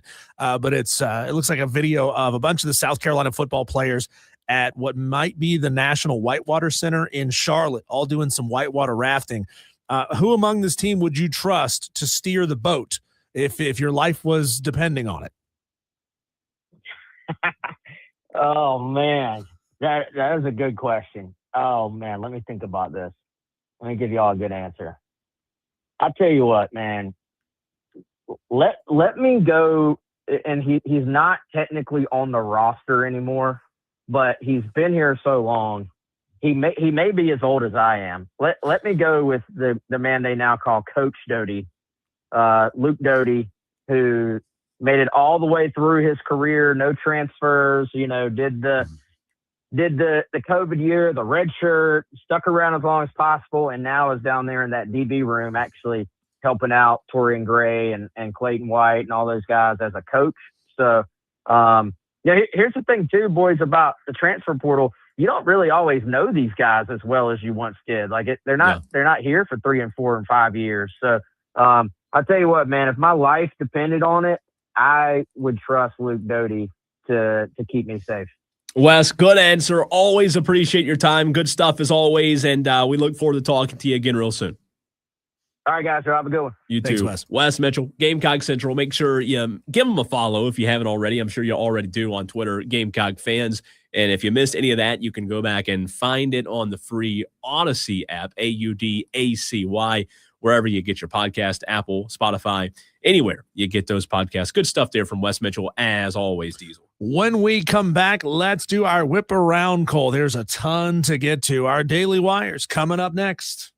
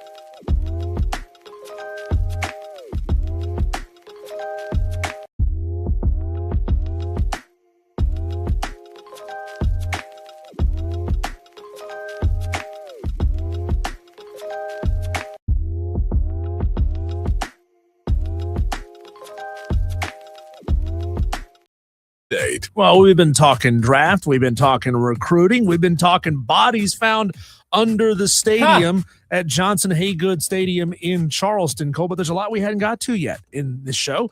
And so we do it all. Rapid fire, our daily wires, the buzz around the sports world. Another day, another loss for the Atlanta Braves. This time it went to extra innings. San Diego Padres beat the Braves 7-6 to win the series yesterday. The Braves still 18 games above 500. A long way to go before the wheels have all the way fallen off. But the Braves 48-30. They now only have a 5.5 game lead in the NL East. Martin Perez on the mound tonight for the Braves to try to salvage one for the series at 8:40. You know, I've become more like Tom in Somerville every time the Braves lose, in the sense of, well, just bring on football season. Are you ready to fire Walt Weiss? No, I'm not ready to fire Walt. I'm not ready to fire Walt Weiss, but you don't like going. I mean, no fan likes going through where you lose 9 of your last 12. I mean, nobody likes that. Right. So it's not enjoyable. After losing nearly 200 games over the past 3 seasons, the Washington Wizards are ushering in a new era, Cole. They drafted BYU freshman forward A.J. Diabonsa with the number 1 overall pick in last night's NBA draft. The Wizards selected him over Kansas freshman guard Darren Peterson to help turn the franchise around. They were widely considered equally good choices for the number 1 pick. Yeah, I think either one was good. I mean, I you have to look at the situation, what your needs are. I think the top 10 was littered with good picks. I don't think you could have gone wrong in many instances. I mean, you had really good talent last night across the board. Yeah, the Hawks selected guard Kingston Flemings from Houston at number 8. The Hornets had 2 first-round picks.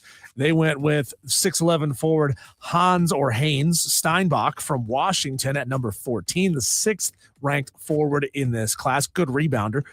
The Hornets also took 6'3 guard Christian Anderson Jr. from Texas Tech. Okay. He's listed as an outstanding three-point shooter, polished offensive player, and solid both on and off ball. I like it. I like it. Not bad. Little World Cup date for you, Cole. You like that World Cup date? Going on right now is Switzerland versus Canada. Switzerland up 2-1 on Canada in the 91st minute with 6 additional minutes of play. We also had a game go final earlier today. Trying to find the scoreboard quickly for you on that one. Bosnia-Herzegovina beat Qatar 3-1 in that game. So a lot of one more day today. till the U.S. of A. Yeah. One more, right? Tomorrow. That's right. Tomorrow night, 10 o'clock. Oh. And at 6 o'clock tonight, Scotland versus Brazil. We haven't heard any reports on the Tartan Army drinking Miami-Dade County Dry the way they were able to do with Boston. Maybe, with a little advance warning that they were coming and that they were thirsty. Miami stocked up on beer. Let me ask you this. Are you going to, after the show tomorrow, get a, nap in after dinner or something so you can stay up and watch? You said 10 o'clock start? 10 o'clock. Are you going to stay up? I'm going to try. Yeah. I'm going to try. I'm going to break my rule of no coffee after 10 p.m. It's the only way to get. That's all you can do. Get through. That's all you can do is try. This is a fun one, Cole. UFC fighter Josh Hokett doubled down on his controversial quote that Michelle Obama is a man when he went on the Ariel Helwani show, saying, quote, saying that he meant it as a compliment because she works really, really hard, like a man does. But he also said, one thing about my career, you'll never hear me backtrack from what I say. Okay. Remember, after the comments were initially made, UFC CEO Dana White called it disgusting and stupid. That's interesting. I've heard, I can't confirm this, but I have heard that the Obamas were considering a defamation lawsuit. Oh. So maybe not the smartest thing if somebody's going to sue you to say, I stand by what I said. Yeah. Maybe not the smartest play. The International Olympic Committee will begin paying grant money to athletes who competed in the 2026 Milan Cortina Winter Games. Athletes, and moving forward as well, can apply for $10,000 grants after competing at the Summer or Winter Games. Athletes will have to meet eligibility criteria such as not testing positive for doping. Okay. Yeah, it's not prize money. It's not prize money. It's essentially like we're going to repay you for the money you spent training for the Olympics. Oh, that's interesting. Not everybody has big time sponsors. Some athletes do, but a lot don't. Yeah. So $10,000 to make up some of the money that you spent. I guess helpful. Getting ready. Pau Gasol was a big part of getting this across the finish line. The Atlanta Falcons and tight end Kyle Pitts have agreed to a new 3-year, $54 million deal, including $36 million fully guaranteed. The $18 million average is the third highest paid tight end in the league behind George Kittle and Trey McBride. Yankees second baseman Jazz Chisholm is facing scrutiny after he went out onto the field in the fifth inning of Monday night's game with a lollipop. This was great. I heard the audio this morning on ESPN. Aaron Boone said, quote, "That pisses me off. I didn't know about it until after the game. He and I talked about it, and that won't be going on." Then they told him it's not the first time. And he goes, "What? This has happened before?" And he didn't know. Did you know what happened after that? No. He hit a home run last night. Really? Yeah. And Boone, sugar high. Boone after the game said, "Yeah, he can have as many lollipops as he wants." that was a great, funny story. Kind of dumb on Boone's part to care if he has a lolly. Like, come on, it's 2026. It's potentially dangerous because what if a ground ball hits him in the face with a lolly? He's not going to ground ball in the outfield, though. You know, he plays second base. Jazz. He was in the out. I thought he was in the outfield when I don't know. Was he? I don't know. Maybe regardless. Yeah. Well, he's also sort of becoming a little bit of a problem. Jazz Chisholm is. I think maybe he's not happy with being in New York. So they're also dealing with that. That's funny. And finally, Cole, the woman who was caught on video emptying out the orange and blue spray painted trash can during the Knicks championship celebration has been identified and fired from her job at JP Morgan Chase Bank. Wow. Angie Baez, 40-year-old Angie Baez, was executive director of community and industry engagement for card and connected commerce, whatever that means. So she apparently had a pretty high ranking job with this with JP Morgan Chase. Additional footage also showed her riding the subway with the trash can and flashing like "Hey, look at me, I got a trash can." How about it? Yeah. Diesel winners and losers from last night. We'll get into it. Hour number 3 next.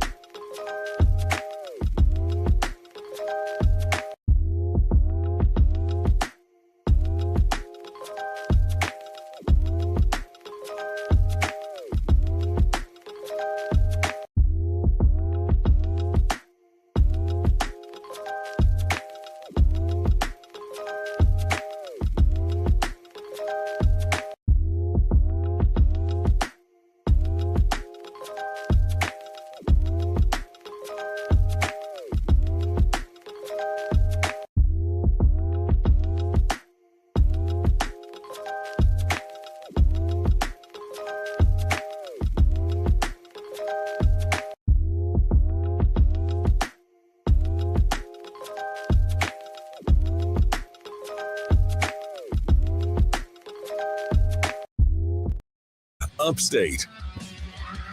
Diesel, we will get back into the bodies in Charleston at the Citadel in an hour from now at 6 o'clock. We talked about it earlier in the show today.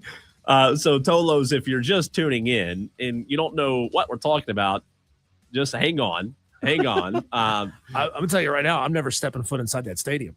No. Just make That's sure creepy. you hang on. We'll get back to it at 6 p.m. It was really, really interesting. Really interesting. Good to be with you, Tolos, on a hump day edition. He's Diesel. I'm Cole Bryson, right here on the Fan Upstate. Dan B on the stream. He's active. What's he talking about? I can't answer, just reporting what I read. So we were talking about the World Cup date with Scotland playing Brazil tonight in Miami.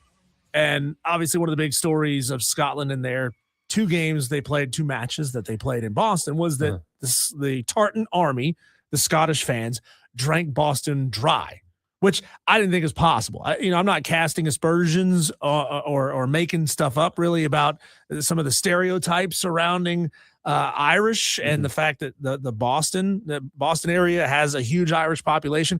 I would have thought that they would be well stocked up. Because it's not like they just found out 3 days before the match that, hey, the Tartan Army's coming to town. Like they knew. How were they not stocked up? So it was a big problem. And publicly, the Scottish fans were crapping on Bud Light. Like they drank all the good beer. And then they were saying, oh, all they got in the bars is Bud Light. The stuff is, a word that rhymes with light that we can't say on the radio. Yeah. And fight. Yes, exactly. And so Dan messaged in and he said that there are reports that Miami is almost dry as well, but that Miller Lite has parked a barge full of beer in the harbor.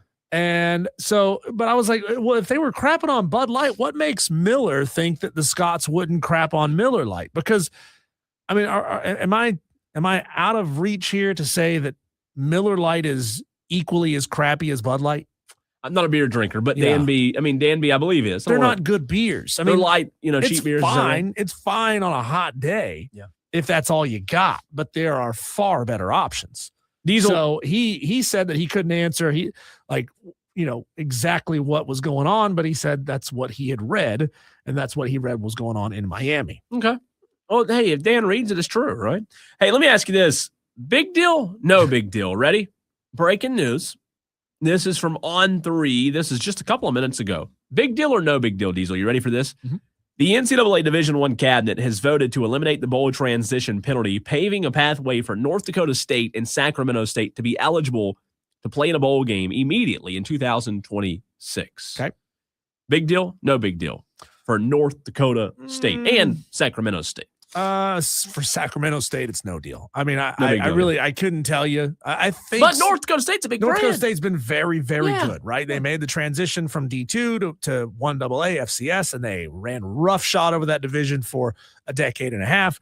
Now they're making their transition into big boy football, and I have every reason to believe that they would be a bowl eligible team next year. I mean, there's no way that they go from what they've been to 5-7 or worse in year number one. It's just not going to happen, right? They have a good team built up. So I think they're going to be very good.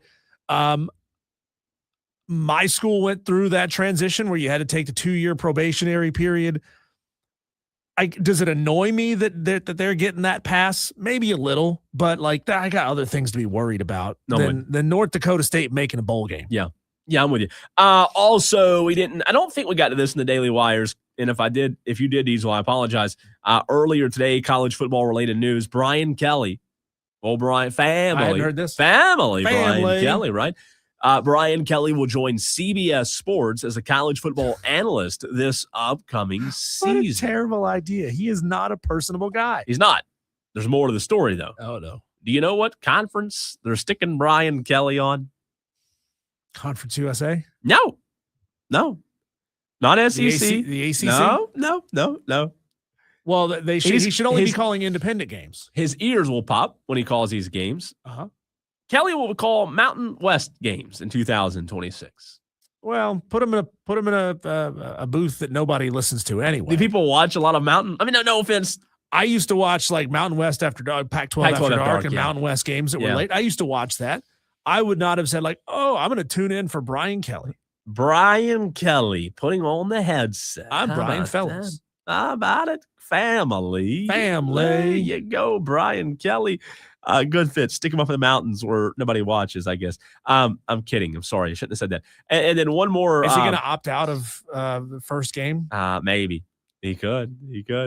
One more piece of new news before we get back to the NBA draft last night. Kevin Davis, a good friend of ours over at the ACC, sent out an email, Diesel. I put it on the rundown right under the 5 p.m. segment. The ACC announced who will be in attendance at ACC Media Days, ACC Kickoff. You and I will be there. That's the only attendees that matter, right? We'll be live on Radio Row, not 1, not 2, but 3 days you and I will be up in Charlotte. How many emails have we fielded already of people wanting to interview us? Let me check again. Let me hit refresh. None yet, but I'm sure they're coming. And we'll be there courtesy of Kapasi Glass in the upstate. Thank you, Bustin. Yes, and we will be there all 3 days. Clemson, Diesel, your reaction. Obviously, head coach Dabo Swinney. Sammy Brown, junior linebacker. Yep. Will help. I like that transfer in a couple of years ago, right? And good. Olsen, Pat Henry, tight end. No quarterback. Are you surprised by that? No Clemson quarterback? No, I'm not. I mean, Dabo probably wants to reward the loyalty and also don't want to field those kind of questions, right? I mean, don't want to put undue pressure on your freshman starter, Christopher Vezina, assuming that he is, or not a freshman, first-year starter, assuming that he is going to be the first-year starter. Depends on if he wins out in camp or not. Doesn't want to have the quarterback questions to his player directly, maybe. But I get it, though. You want to reward the guys that have been around, been in the system, instead of rewarding the hype. And, I mean, to that point, like Sammy Brown's the best player on defense. Olsen, Pat Henry, I think is going to have a really big year if they're smart, if Chad Morris is smart with a guy in Vezina, if he is a starter who you said will be the first-time full-year starter. Why not use a guy like Olsen, Pat Henry as a safety net at tight end? I think he should have a great year and will help maybe your second, third best player on defense. So I like it. I like it a lot. We've put in requests with several of these ACC schools. We're continuing to do so, Tolo. So those 3 dates, by the way, that is July 15th, 16th, and 17th. Less than a month away, Diesel. You and I will be up in the Queen City. 15th, 16th, and 17th at ACC Kickoff. We've been there for the past 2 or 3 years. Every year that you and I have been on the air together, we've been there. Again, thanks to Kapasi Glass for getting us up there this year. But excited for that. And 3 days, boy, we will have a lot of coaches. We'll also have some ACC officials. I don't mean like referees, officials in terms of high-ups join us as well. Kevin's already sent me some of those locked in. And we'll be on Radio Row for ACC Kickoff. SEC Kickoff is not in Atlanta this year. Wasn't it in Atlanta at the College Football Hall of Fame? I think it's in Florida, or is it? Am I wrong on that? I know I'm putting you on Tampa. Tampa this year. Okay, Tampa. So a little further away. Marriott Water Street. Oh, nice. Right there on the water? How about that? Let's go to the phone lines, 844-326-3663 before we get into the NBA draft last night. Cocky, for a reason, wants to weigh in. And we got Cocky sidetracked yesterday on cards. He wanted to talk NBA draft, I think. Cocky, whatever you want to talk about today, the floor is yours. Oh, you give me carte blanche? Oh, well, I was going to talk. You know, I'm all in with the, with Miami. You know, them was a blockbuster trade. But you give me carte blanche. Let's talk about my new crush. I got a brand new crush on. You have a new crush. Does your wife know about this? She would. This girl would be on the list. So the list of 5. So I'm good. Is she of age where I'm not going to ask if she is of legal age, but is she of age where it doesn't make it weird that you have a crush? No, she's making noise, man. Have you seen the Sophie Cunningham stuff? Sophie Cunningham. Yeah. Oh, I mean, yeah. The enforcer, baby. Yeah. She is the enforcer. Have you been watching her lately on talking about the WNBA games? Have you been watching WNBA because of her? not because of her, because of my girls. But Gamecocks. you know, but since she's protecting my girls and other girls that are around my girls, hey, Sophie Cunningham is the bomb. I mean, she's the enforcer. She is the Arn Anderson of the WNBA. She is the Arn Anderson. God, when I start laughing, I start coughing, cocky. I'm sick, and I'm sorry, but God, that's a good one. Are you really watching for her prowess? Or are you watching for other reasons? No, you know me. I love the Lady Gamecocks. It is, and they are. Who's on? You got Raven, Aaliyah. Who else am I missing on there? Are those the only two? No, other two. I mean, when they Bree played Hall. Atlanta, they had like 7. I mean, it was crazy. A lot of Gamecocks. Dawn Steady was up there taking pictures with all of her girls that had been there. There were like 7 girls out there playing in that one game. It was crazy. I love it. It was that. crazy. Yeah, that's awesome. Yeah. I was talking, cocky, to somebody in Diesel. I hadn't told you about this. This was a couple of days ago. Ran into a guy in Spartanburg, and we were talking about Dawn Staley. You know, I hate to say this because this might be a little bit of a hot take. And cocky, you tell me your thoughts on this. You're a Gamecock fan. You know, Dawn Staley is such a good coach, Diesel. We've talked about her at times maybe transitioning to the WNBA because of how good of a coach she is. I said this to a friend or a listener the other day, and I want to see, Diesel, if you agree, and if cocky for a reason you agree too. As much respect as I have for Dawn Staley, and as much as I love her, I think if she went to the WNBA to coach, it'd be a great mistake. I think she would become irrelevant. I think she would be forgotten about. I agree. I'll agree with that. The women's college game is so hyped, and South Carolina gets so much attention every year as a championship contender every year. And now it's gotten to the point where they're talking about her longevity, and they're talking about who she is as being a great person. Yeah. And there's 5 or 6 different avenues and ways to talk about Dawn Staley, even if South Carolina's not playing, right? She's Sure. like one of those footnotes that gets brought up in other games. So I would not want to leave that behind. No, I wouldn't either. Anything else, cocky? I'm more worried about Dawn going to the NBA. I mean, because if I was one of those guys and I had a flyer, I'd put her up there and give her $10 million a year and see what she can do up there, and that would be very tempting for Dawn. Didn't she interview with the Knicks? I think so.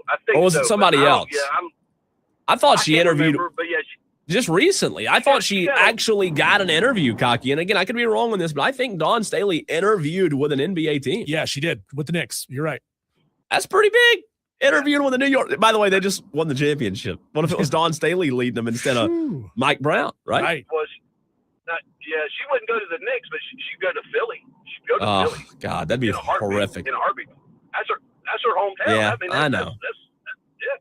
Yeah, you're right. Anything else, cocky? Love you guys. Love you more. Cocky for a reason. Appreciate you. As always, 844-326-3663. And I don't mean that in a disrespectful way, but I just, maybe it's the selfishness. Like, I want her to stay around here. We love Dawn Staley. If she goes to the WNBA, will we talk about her? Even if she's winning? I don't know that we would, you know? I mean, it would be fun if Gino, obviously Gino would have to be a younger guy to want to do this. Oh, no doubt. To Kim Mulkey, Vic Schaefer, if those guys if they all said, hey, you know what? Let's all just bum rush and take over the NBA. That would be fun. I just want to see Dawn keep beating Kim Mulkey. But I love the upward trajectory that women's college basketball it needs has. Those coaches. And if those coaches went away, I'm with you. It would change a lot. No, I'm with you 100%. For the worse. It needs those coaches. It does. Women's college basketball has a lot of really good coaches, and they need to keep them. They need to keep them. They need more of them. They need a lot more of them. Speaking of NBA, we got a few more minutes left in this segment. 844-326-3663. If you want to get in on the conversation, the WNBA or the NBA draft happened last night. And Tolos, if you just tuned in and didn't watch, AJ Demancia chosen number 1 to the Washington Wizards. Darren Peterson went 2nd to the Jazz. Cam Boozer out of Duke went 3 to the Memphis Grizzlies. And Caleb Wilson went 4 out of North Carolina. The forward went to the Chicago Bulls. Diesel, you look at the top 10, Wagler, Michael Brown, Darius Akoff, Kingston Flemings, Morris Johnson Jr. out of Michigan, Braden Burries. We spent a lot of time yesterday talking about Milwaukee getting rid of Giannis Antetokounmpo. Mm-hmm. They got a lot from Miami in that trade. I watched Arizona play a few times this year, especially late in the season. I was really impressed with Braden Burries, and I'm no expert, but I think Milwaukee. We talked about how Chicago did well, and even Charlotte a little bit ago in the first segment. I think Milwaukee with Braden Burries, a guard. What did I say yesterday on the show? Milwaukee needs guards. They need depth. I love the Braden Burries pick for Milwaukee. I also love Yaxel Lindenberg to Golden State. They've kind of got to rebuild that core in Golden State and get younger. And I like both of those at 10 and 11. Yeah, I like Burries there because he is going to be able to play off of the veteran guys, excuse me, that they brought in from Miami with some of the Tyler Hero playing the point, and with Braden Burries, who is not necessarily the best ball handler, just a really solid shooter playing out there on the wing. I think it's a great opportunity to learn from a good player and to have that sort of that veteran presence while you're figuring out how to be an NBA player. Yeah, and what is special about the NBA draft, in my opinion? I said earlier in the show that I loved hearing the stories about how these players made it, some from really tough situations, Diesel. They came to the NBA and achieved their lifelong dream. But what I think is special is seeing how these players fit from the college game to pro, because we know what the college game is. We all watch March Madness. And if you pay attention, every 8 to 12 years, the college game changes a little bit. Every sport does. College football does. The NFL does. The NBA does. The NBA's changed a little bit. From spacing to more of an emphasis on size in the last few years.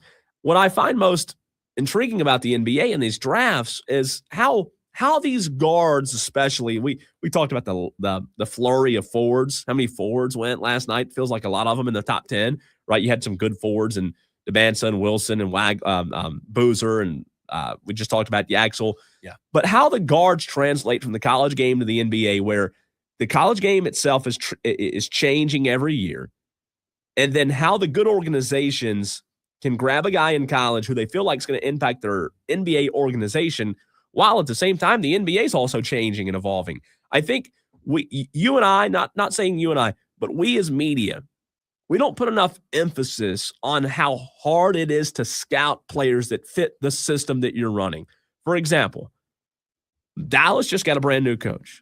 And 2 days later, Dallas drafts Morris Johnson Jr. out of Michigan, who Dusty May coached at Michigan. Does Morris Johnson fit Dallas's scheme? I don't know. Maybe he does. But you talk about something that happened as fast as that did, how these guys fit. I don't think we put enough emphasis on that because, yeah, they're good players, but they got to fit in the system that you're wanting to run and establish as well. What I like about Johnson going to Dallas is now he gets to back up Cooper Flagg. And Cooper, who was kind of asked to do everything last year. Yeah. He was asked to do everything. He was asked to shoot threes. He was asked to drive. He was asked to play defense. He block shots because of his size. Yeah. And yeah, he has the skill set to be able to do that. But if you want Cooper Flagg to be able to last a long time in the NBA, you got to be able to take some of that pressure off of him. You got to have the dudes. You got to have the dudes that can take up and like, instead of making him be a jack of all trades, allow him to specialize and be more tactical in ways. And I think Morez Johnson Jr. does a phenomenal job of that. He's a tough, big guy. He can switch. He can play defense out on the perimeter. He can come inside as well and play defense. And that's a lot of the things that you asked Cooper Flagg to do last year. So you can, he's a top 10 pick, but he's not Cooper Flagg. So you can ask him to take on more of the contact that Cooper had to take on last year. Not many players Cooper Flagg either, by the way. Your thoughts, Diesel, on what Charlotte did? I know we talked about this briefly earlier. Steinbach and Christian Anderson Jr. They went with a forward who's, I think, 6'11", and then a guard out of Texas Tech. And that was a trade, I believe, where Charlotte got the 18th pick. But You got a guy in the front court and you got a guy in the back court. Is it the sexiest 2 picks in the NFL, the NBA draft? No, but I don't hate what Charlotte did, Diesel. Your thoughts on the teams just up the road a little bit? Well, Charlotte was a good rebounding team last year. I mean, they were number 5 in the NBA at averaging 46.1 rebounds per game. Pretty good. Number 1 team, the Rockets, had 48. So you're talking about 2 rebounds per game difference between them and the number 1 team. And they just got better at rebounding. This kid that they got from Washington, he is not going to be a big-time contributor on the score sheet, but he will contribute a lot on the rebounding sheet. So if he can kick back out, get it to Kobe White, get it to Con Knipple, get it back out to LaMelo Ball, then there's the opportunity for those second chance points, and just getting better at that, I think, is a huge asset for this team. I think so. Sometimes what fans have to remember, and we'll end with this, what fans have to remember is team building isn't always sexy. It's not always flashy. And I think Dan Morgan understands that in Charlotte with the Panthers, and I think you're continuing to see that build each year. I'm not a Panthers fan, but I'm a fan of Dan Morgan. I think he knows how to build an organization, and same thing's true with the Hornets. It's not always the flashiest, sexiest picks, but international players, look at the trend toward international players right now. It's maturity, too. Yeah, and he played professional ball. He played professional ball in Germany, so we'll see. When we come back, Cole, I want to switch gears a little bit here and ask you the question. Is there a team, and the Tolos, I want you involved in this too, is there a team, a player, a game, or a sports moment that you think deserves a movie? Plus, I mean, we'll power rank because people always want to talk about this. They love talking about it. Our top 3 sports movies based on real events. Not something made up like Angels in the Outfield, but real events. We'll talk about that next.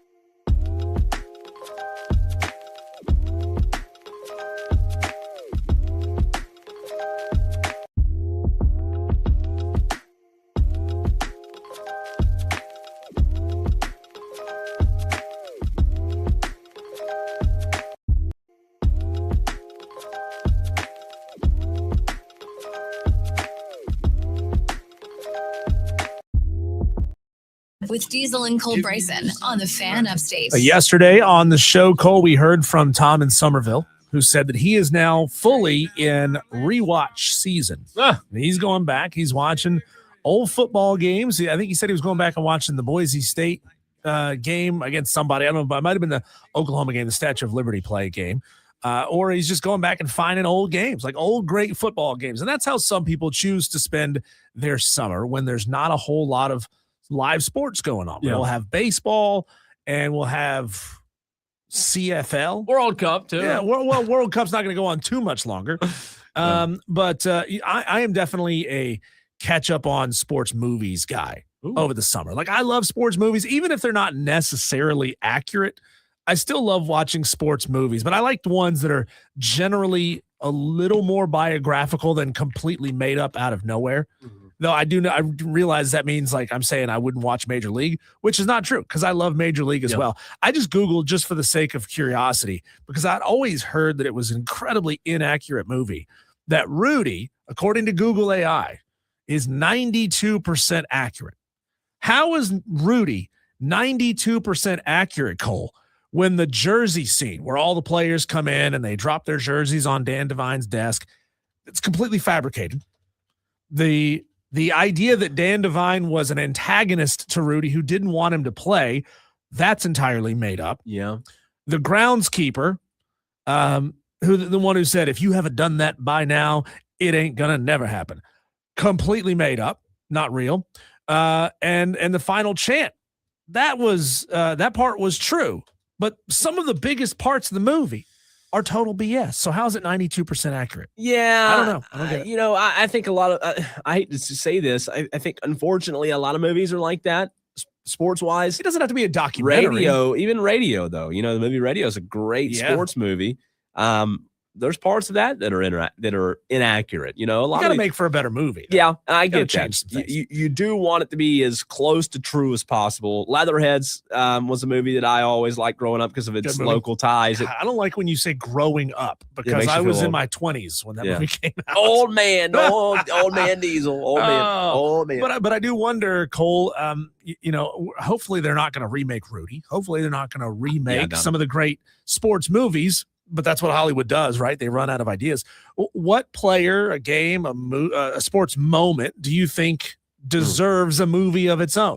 Because you said earlier, college sports is cyclical. Well, movies are cyclical. And eventually the sports movie, whether it be closer to true events or the goofy, over-the-top movies, those are going to come back in style eventually.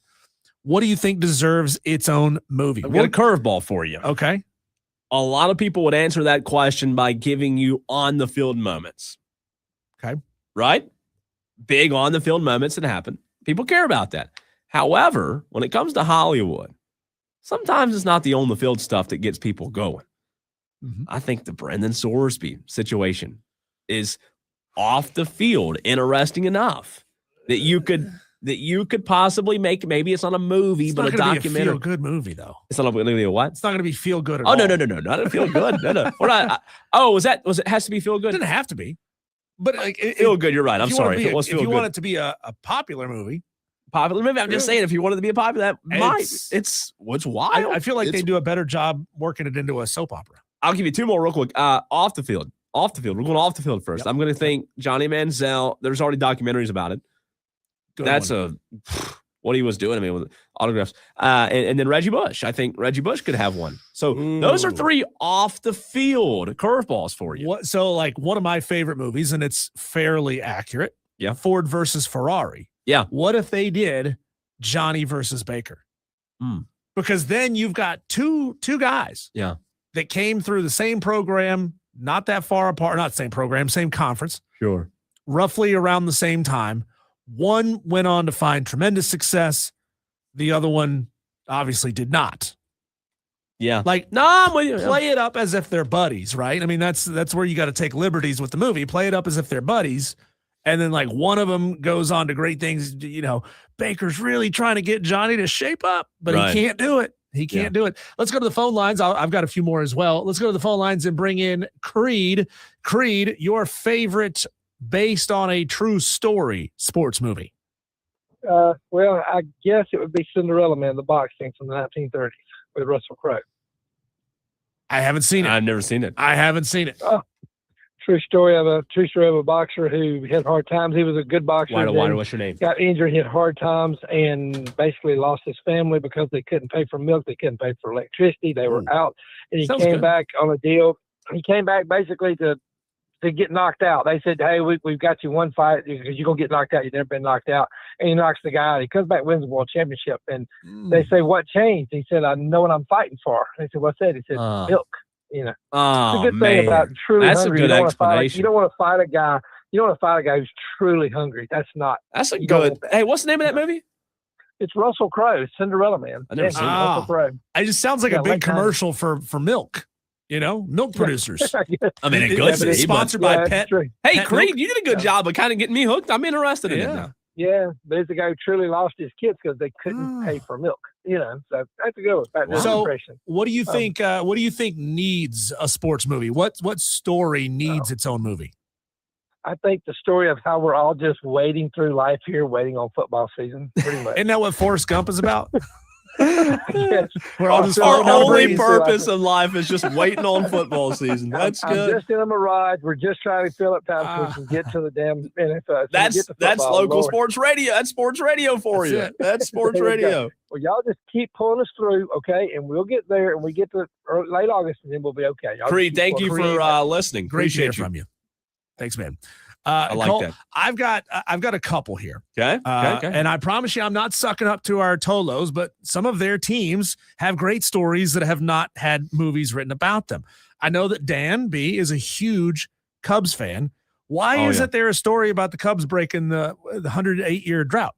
Oh, see, that could be a great movie. When you said Cubs, I thought you were going to go with the old catch. You know, I forget the guy's name. There already is one about that, isn't there? Or a documentary about Dan, help me out, Dan. I'm sorry, I can't remember the guy's name and the scandal. I apologize. I'll it'll come to me in a second. But which one? The fly ball? Don't ask me. My memory's gone right now. I have no memory right now.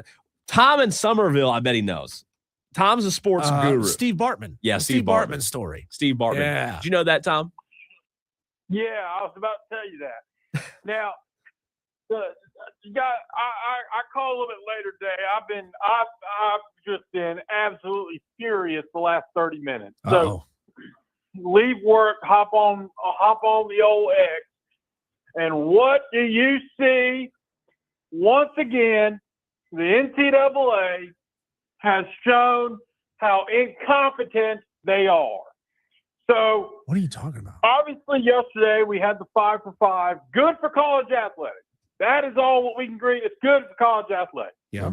Well, anytime they do something good for college athletics, they immediately turn around and do something even just so stupid that nobody could possibly think to do anything stupider. So what do they do today? They shorten the portal window. They shortened it last year to 15 days, which is not enough.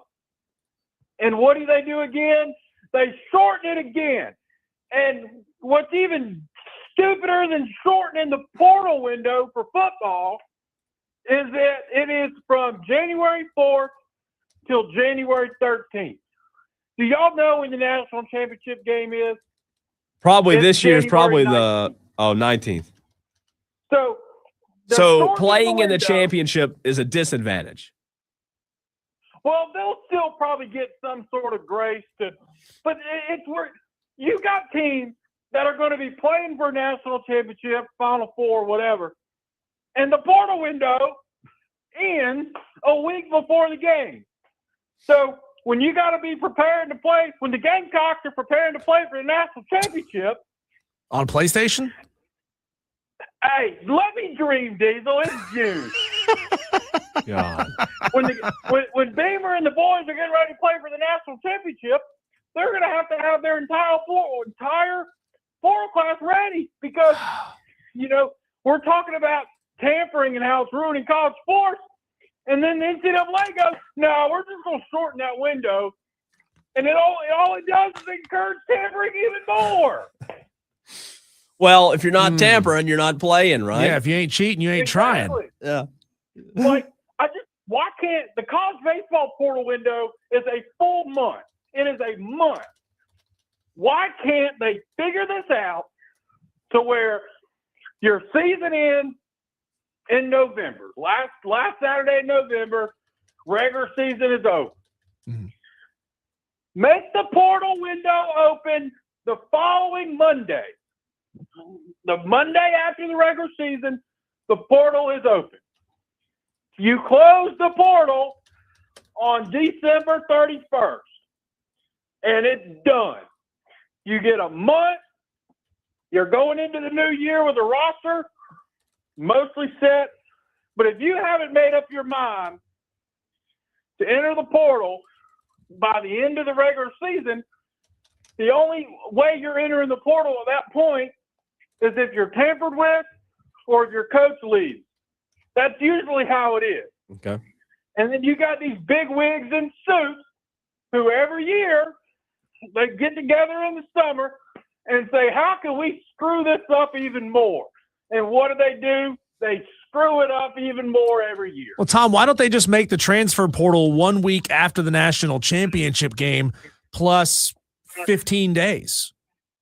Well, see, that's my thing is, too, you could do that, but then, of course, you still got to factor in that school is a factor here, like we all pretend it is. And you got to worry about the school calendar, which is why I thought getting rid of the spring portal was the dumbest thing they could have done. If you just want to have one portal, do it in the spring. And then that way, most of these kids are done with school by middle of April anyway. Just do it in April, and you got your roster going into summer. But, well, Tom, we know these kids didn't come here to play school. Yeah. Exactly. Yeah. And what's your name? we're pretending that school still matters. Right. I mean, if you do a portal mid semester, then essentially you have to make that semester not count. And of course, you're putting kids farther and farther behind on graduation rates if an entire semester waves bye-bye. Yeah. Yep. But Tom. Oh, sorry. Go ahead. Frustrated. Okay. Hopefully your day gets better, Tom. Yeah. I'm going fishing, so hopefully it does. Well, good luck to you, Tom. Thanks for the Good call. luck out there, Tom. Cole, Before we get to Rick, I'm sorry, I didn't mean to cut you off. Your other, you said the Cubs. Yeah. Here's one that, I'd forgotten when I first wrote this one down. I forgot that there was a Kurt Warner movie. I forget what it was called, but they did make They did make a movie about Kurt Warner going from like a grocery store stocker to an NFL Super Bowl champion. I remember that. Why not do the college version of that, Cole, and do a Cam Newton story?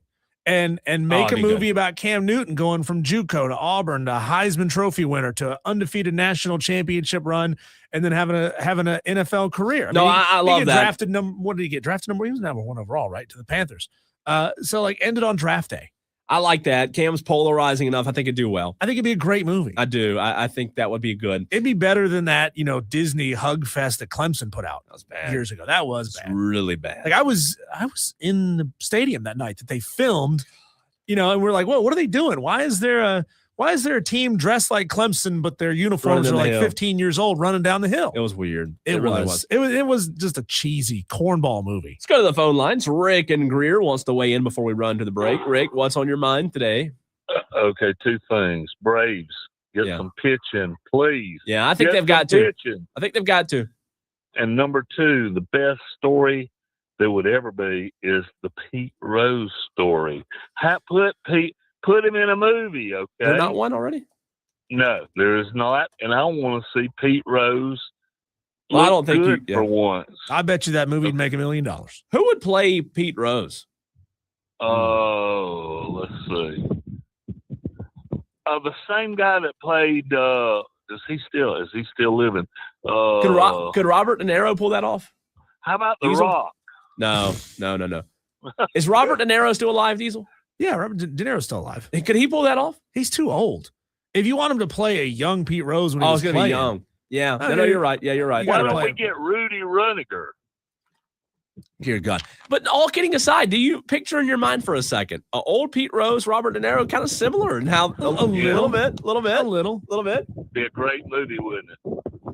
Tommy Lee Jones looks like a young Tommy Lee Jones looks like a young Pete Rose, but obviously he's old as dirt now. Yeah, a lot of these actors are old. Are you in a hurricane or a tornado right now, Rick? Yes, I am. I've got the windows down. I don't have air conditioning. That's a lie. It's hot. That's okay? a lie. That's a lie. No, it's not. I'm in an old Jeep Grand Cherokee, and it's hot. Okay, so I got to keep the windows down. Okay. Did you get your second thought in, or was that something? Did you cover all your bases? Please, Braves, do something. Yeah. Get some pitching. Get fire the manager. Do something. Get something. Thank you. Thanks, Rick. How about Mark Wahlberg to play Pete Rose? I love. Excuse me. I'm sorry. No, it sounds like I'm dying. I love Mark Wahlberg. I do. I love any Wahlberg. I'm a fan of both actors and then the brothers. Donnie. Yeah, especially in Blue Bloods. He plays Danny in Blue Bloods. Donnie plays Danny. That's not confusing. But I do. The Wahlbergs, I mean, they're in everything. That's Mark's true. in every war movie there ever was. Wahlberged out. I think so. They're great actors. I mean, Mark especially is a great actor. Boogie Nights is one of my favorite movies. What's that? Boogie Nights. Never seen it. He plays a cocaine-addicted porn star in the 70s. Of course that's your favorite movie. It's not my favorite movie. It's just my favorite Mark Wahlberg movie. Oh, favorite Mark Wahlberg. What do you think? It's going to be like that Transformers 5? No, that movie sucked. He has a lot of good ones, though. That'd be tough to rank. He's a great actor. That'd be tough. That'd be great actor. really, really tough. World Cup update. We need to get to a little World Cup. What's happening? USA 1 day away, a little more than 24 hours. We'll get to that next right here on the Fan Upstate.